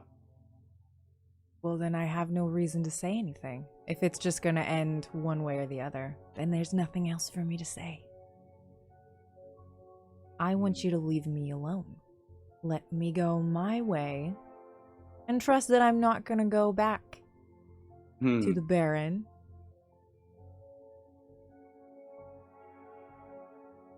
If I do actually tell you things, he's not gonna be all that happy to know that. How would he ever know? If you don't go back, as you say you wouldn't. Yeah, you tell us, and you don't go back, he won't ever know. So you're gonna let me Let you go? go. We'll let you go if you tell us everything you know. And don't follow me? You You have my word. think we trust you? No, go right, Gilbert. Gilbert sends a message. He goes, "Just trust me here." In his head. You have my word. I Roll will. Me either or Sylas. persuasion or deception. I personally have no idea what you want. What he's either saying or. is, him or Sylas will not follow him. Mm-hmm. Gotcha. So what? Persuasion, deception. I feel like that's a deceptive answer. Okay. 23. Okay. A natural 19. All right. Yeah, he'll buy it. Fine. So the Baron, larger even than your badger friends, stronger than probably 10 beasts put together. He's taken the mantle of Baron somewhat recently, but before then everyone called him the Gore Crow. Weird name. He's not a crow. You said he was a wolf. Because it's from his fur, he's a black wolf, it's stupid. Continue. But I imagine he could probably take on your little castle all by himself. He doesn't even need to, though, because he probably has, 75 to 100 beasts all with him. Mostly foxes like myself, though there are some weasels, some ferrets, no rats. Well, if they show, they don't usually last. He has a specific liking for the way they taste. I see. All right. There is no Anything else? specific plan. We were supposed to come and get as much information as we could so that a plan could then be made. It's reasonable. Makes sense. Provided my companions reach them, they will have most of that information. And they will make up a plan. It might not be as good of one if I'm not there, to be fair. Well, let's hope you don't get back there. Don't Oh, wait. don't worry, I'm not gonna go back. Sylas, you want to leave Martine here for a minute while we talk about what we want to do to let him out? Sure. Martine, I enjoy tie the him wine. back up. He Martine, can. Please. enjoy the wine. You can call me Verma. I won't be I taking won't. up my fancy titles. Don't you worry. Gilbert leaves, expecting Sylas to follow. All right. Rector Cornby also leaves with you. Look of great concern on his face. I do hope you were being honest with him and that we will let him go now that he has given us what he promised he would. I will let him go. Sylas said he'd let him go. You told me to. Yes. We are going to let I will him let- go. And here's why. If he does go back to the Gore Crow, he kind of stifles a laugh. He goes, "You'll know.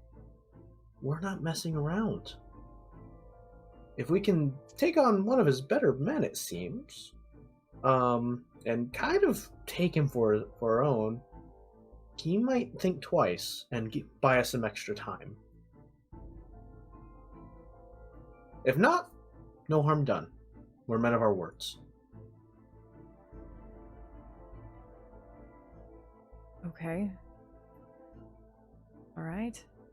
Unless you wish to do something else. Something else, Sylas. I Or think it'd be much better to try and think of something that we can do to deal with this horde bearing down on us. That is something we're going to have to deal with. I do believe we're going to need to find some allies. Rector, I know you said earlier that you didn't want continued violence because this is a place of peace. Unfortunately, in the near future, they are coming, and it won't be peaceful. We will have to prepare. Violence is here, and it's not going to leave for a little bit. Right. Is lamentable, but nothing that we can really do about that except to be as prepared as we can be. I have no personal experience, as you know, with this sort of thing, so I will be relying on you along with our other more seasoned friends. See if there's anything that we can do about this. I do want to talk to Mr. Ash. His spellcasting was very nice, actually. If he just learned a little bit more, he could be a really great spellcaster and a very big help to the coming fight. Gilbert goes, "We will need to try to find some allies very quickly." Yeah. 3 weeks is not very much time. We'll set out tomorrow. I think that'd be best.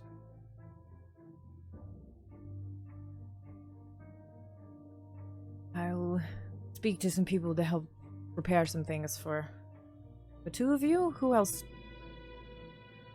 Well, let's see. I believe Furlon would want some payback against those foxes. And he does have a bit of a pull with some of the more powerful people out there.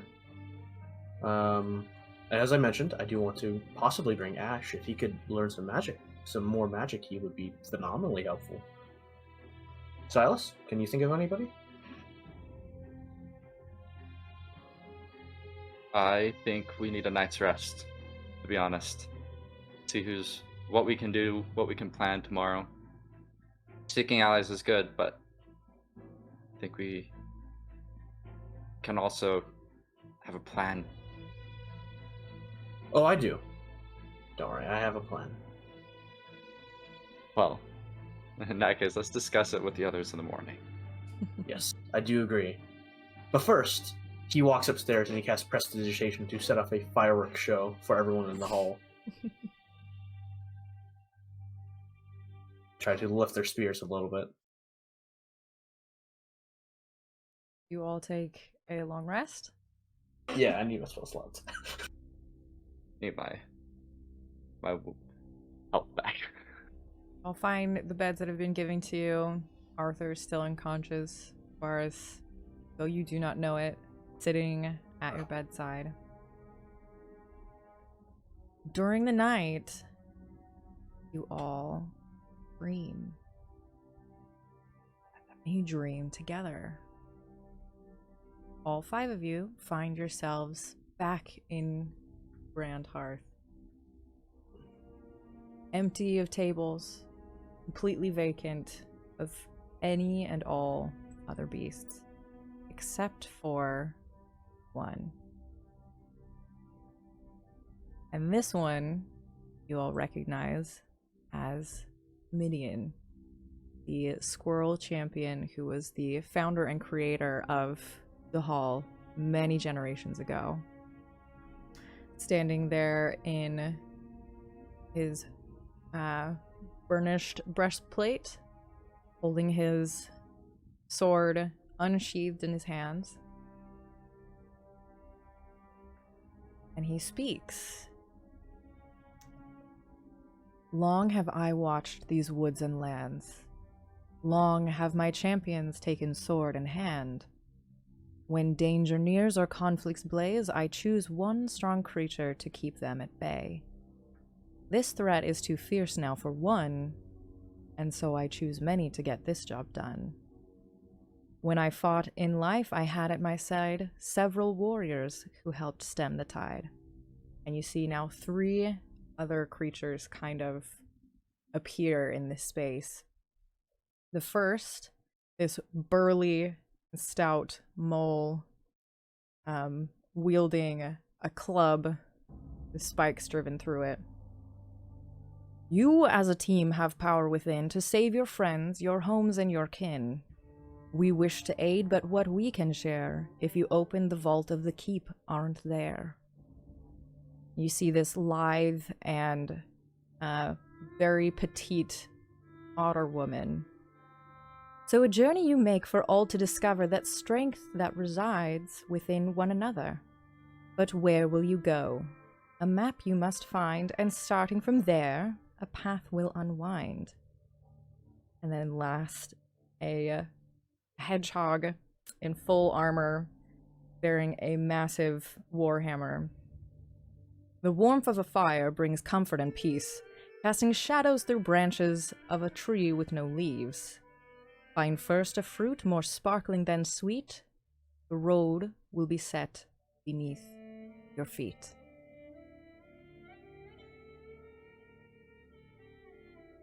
Arthur, you wake up. The rest of you are still asleep, continuing your long rest. Arthur, you wake up the middle of the night.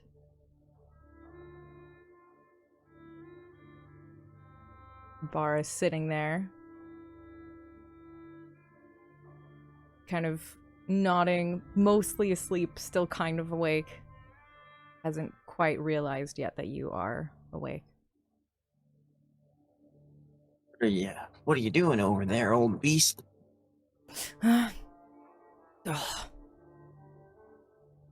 Reaches over, kind of blinking the sleep from his eyes, puts a massive paw like across like where you're sitting in the dark.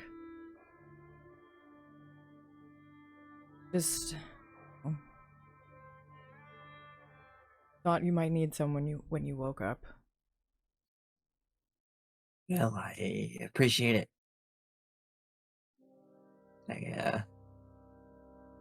I guess the one good thing is now I have a story to tell over and over and over again. When a young beast asks.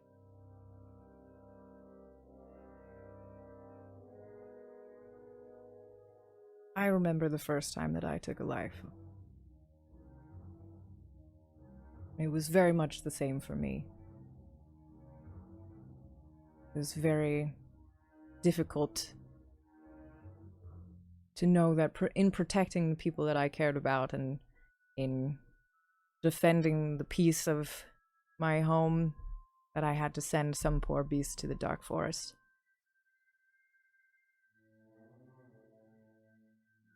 Well, I tried not to. But then his eyes got all red and the others were getting away, and I didn't feel like I had any choice at that point.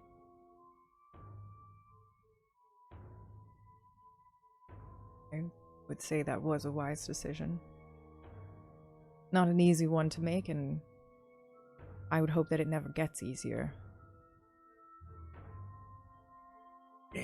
I hope so too. I know warriors like to share their war stories, but at the same time, I'm sorry that I pestered you so much about reliving yours.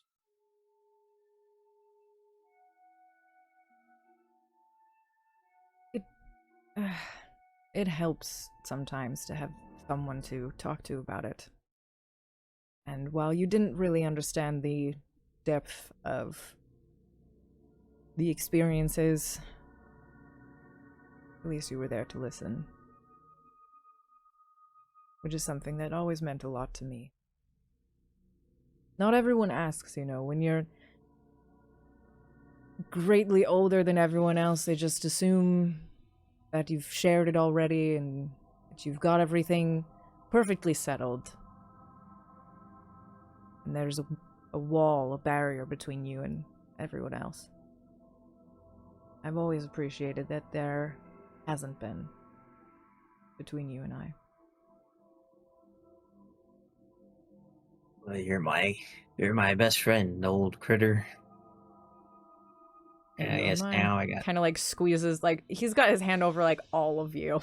He just kind of like squeezes all of you. I had a really weird dream. Midian and these 3 other warriors showed up and spoke in riddles, and there was 4 others with me. I think it was Ash and Furlon and Sylas and that frog guy, Gilbert. But the one part that really stuck out to me was something about the great hearth near the tree, right at the very end. Something about a vault and whatever's inside is actually no longer there. And I don't know. I think I should check it out at some point soon. Usually dreams of Midian are important enough to take seriously. Well, I guess we'll check out the hearth in the morning when it's cooled down a little bit.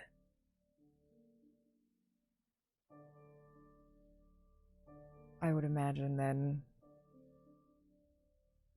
Usually, as I'm sure you're aware, that being visited by the spirit of our great champion usually means one is being called to do difficult things. And while I am sorry that it falls on you to do that, there's not really anyone else that I feel is up to that task. Except for maybe these other people you mentioned. Ash is great. The others I don't know quite as well. They're in out. And to be fair, there's a little bit... Badger rivalry is very much a thing. Anyway. I'm sure you will make me proud. I will try. And we really need you to make us proud, I think. I always told you when I was littler that I was going to be just like Midian, and it looks like I'm going to have that chance. Maybe deep down you always knew. Maybe. But he uses a sword and I use a spear. I'm smaller than he was.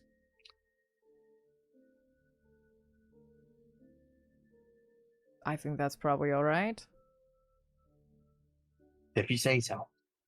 Weapons are weapons. What's more important is who the wielder is and the soul that they carry with them.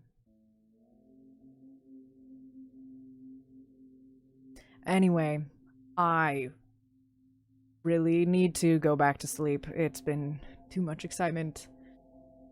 And I'm sure the days ahead will be frantic. Alright then. Good night, old friend. Emphasis on the old. What can I say? It's fact. He heaves himself up, and heads out the door. And that is where we are going to end the game tonight. So, thank you all so very much for hanging out with us tonight for episode 1 of Heroic Tales of Rosewood Hall. No, Heroic Tales of Homebrew Hall. That's the actual name for sure. We will be coming back every other week on Saturday nights to continue this story of Friday nights. Friday. Oh my gosh, I don't know what day it is. It's Saturday here now. It's past midnight. That's why. Every other Friday, we will be coming back here to do this story as long as I am actually here on Fridays and don't accidentally show up on Saturdays. Come back again on Monday for different strokes. I will be making maps for this show, so if you show up, you might get some spoilers and clues. And then on Thursday, we will be back with Ready to Roll. Have a wonderful night. We love you all so much. Bye.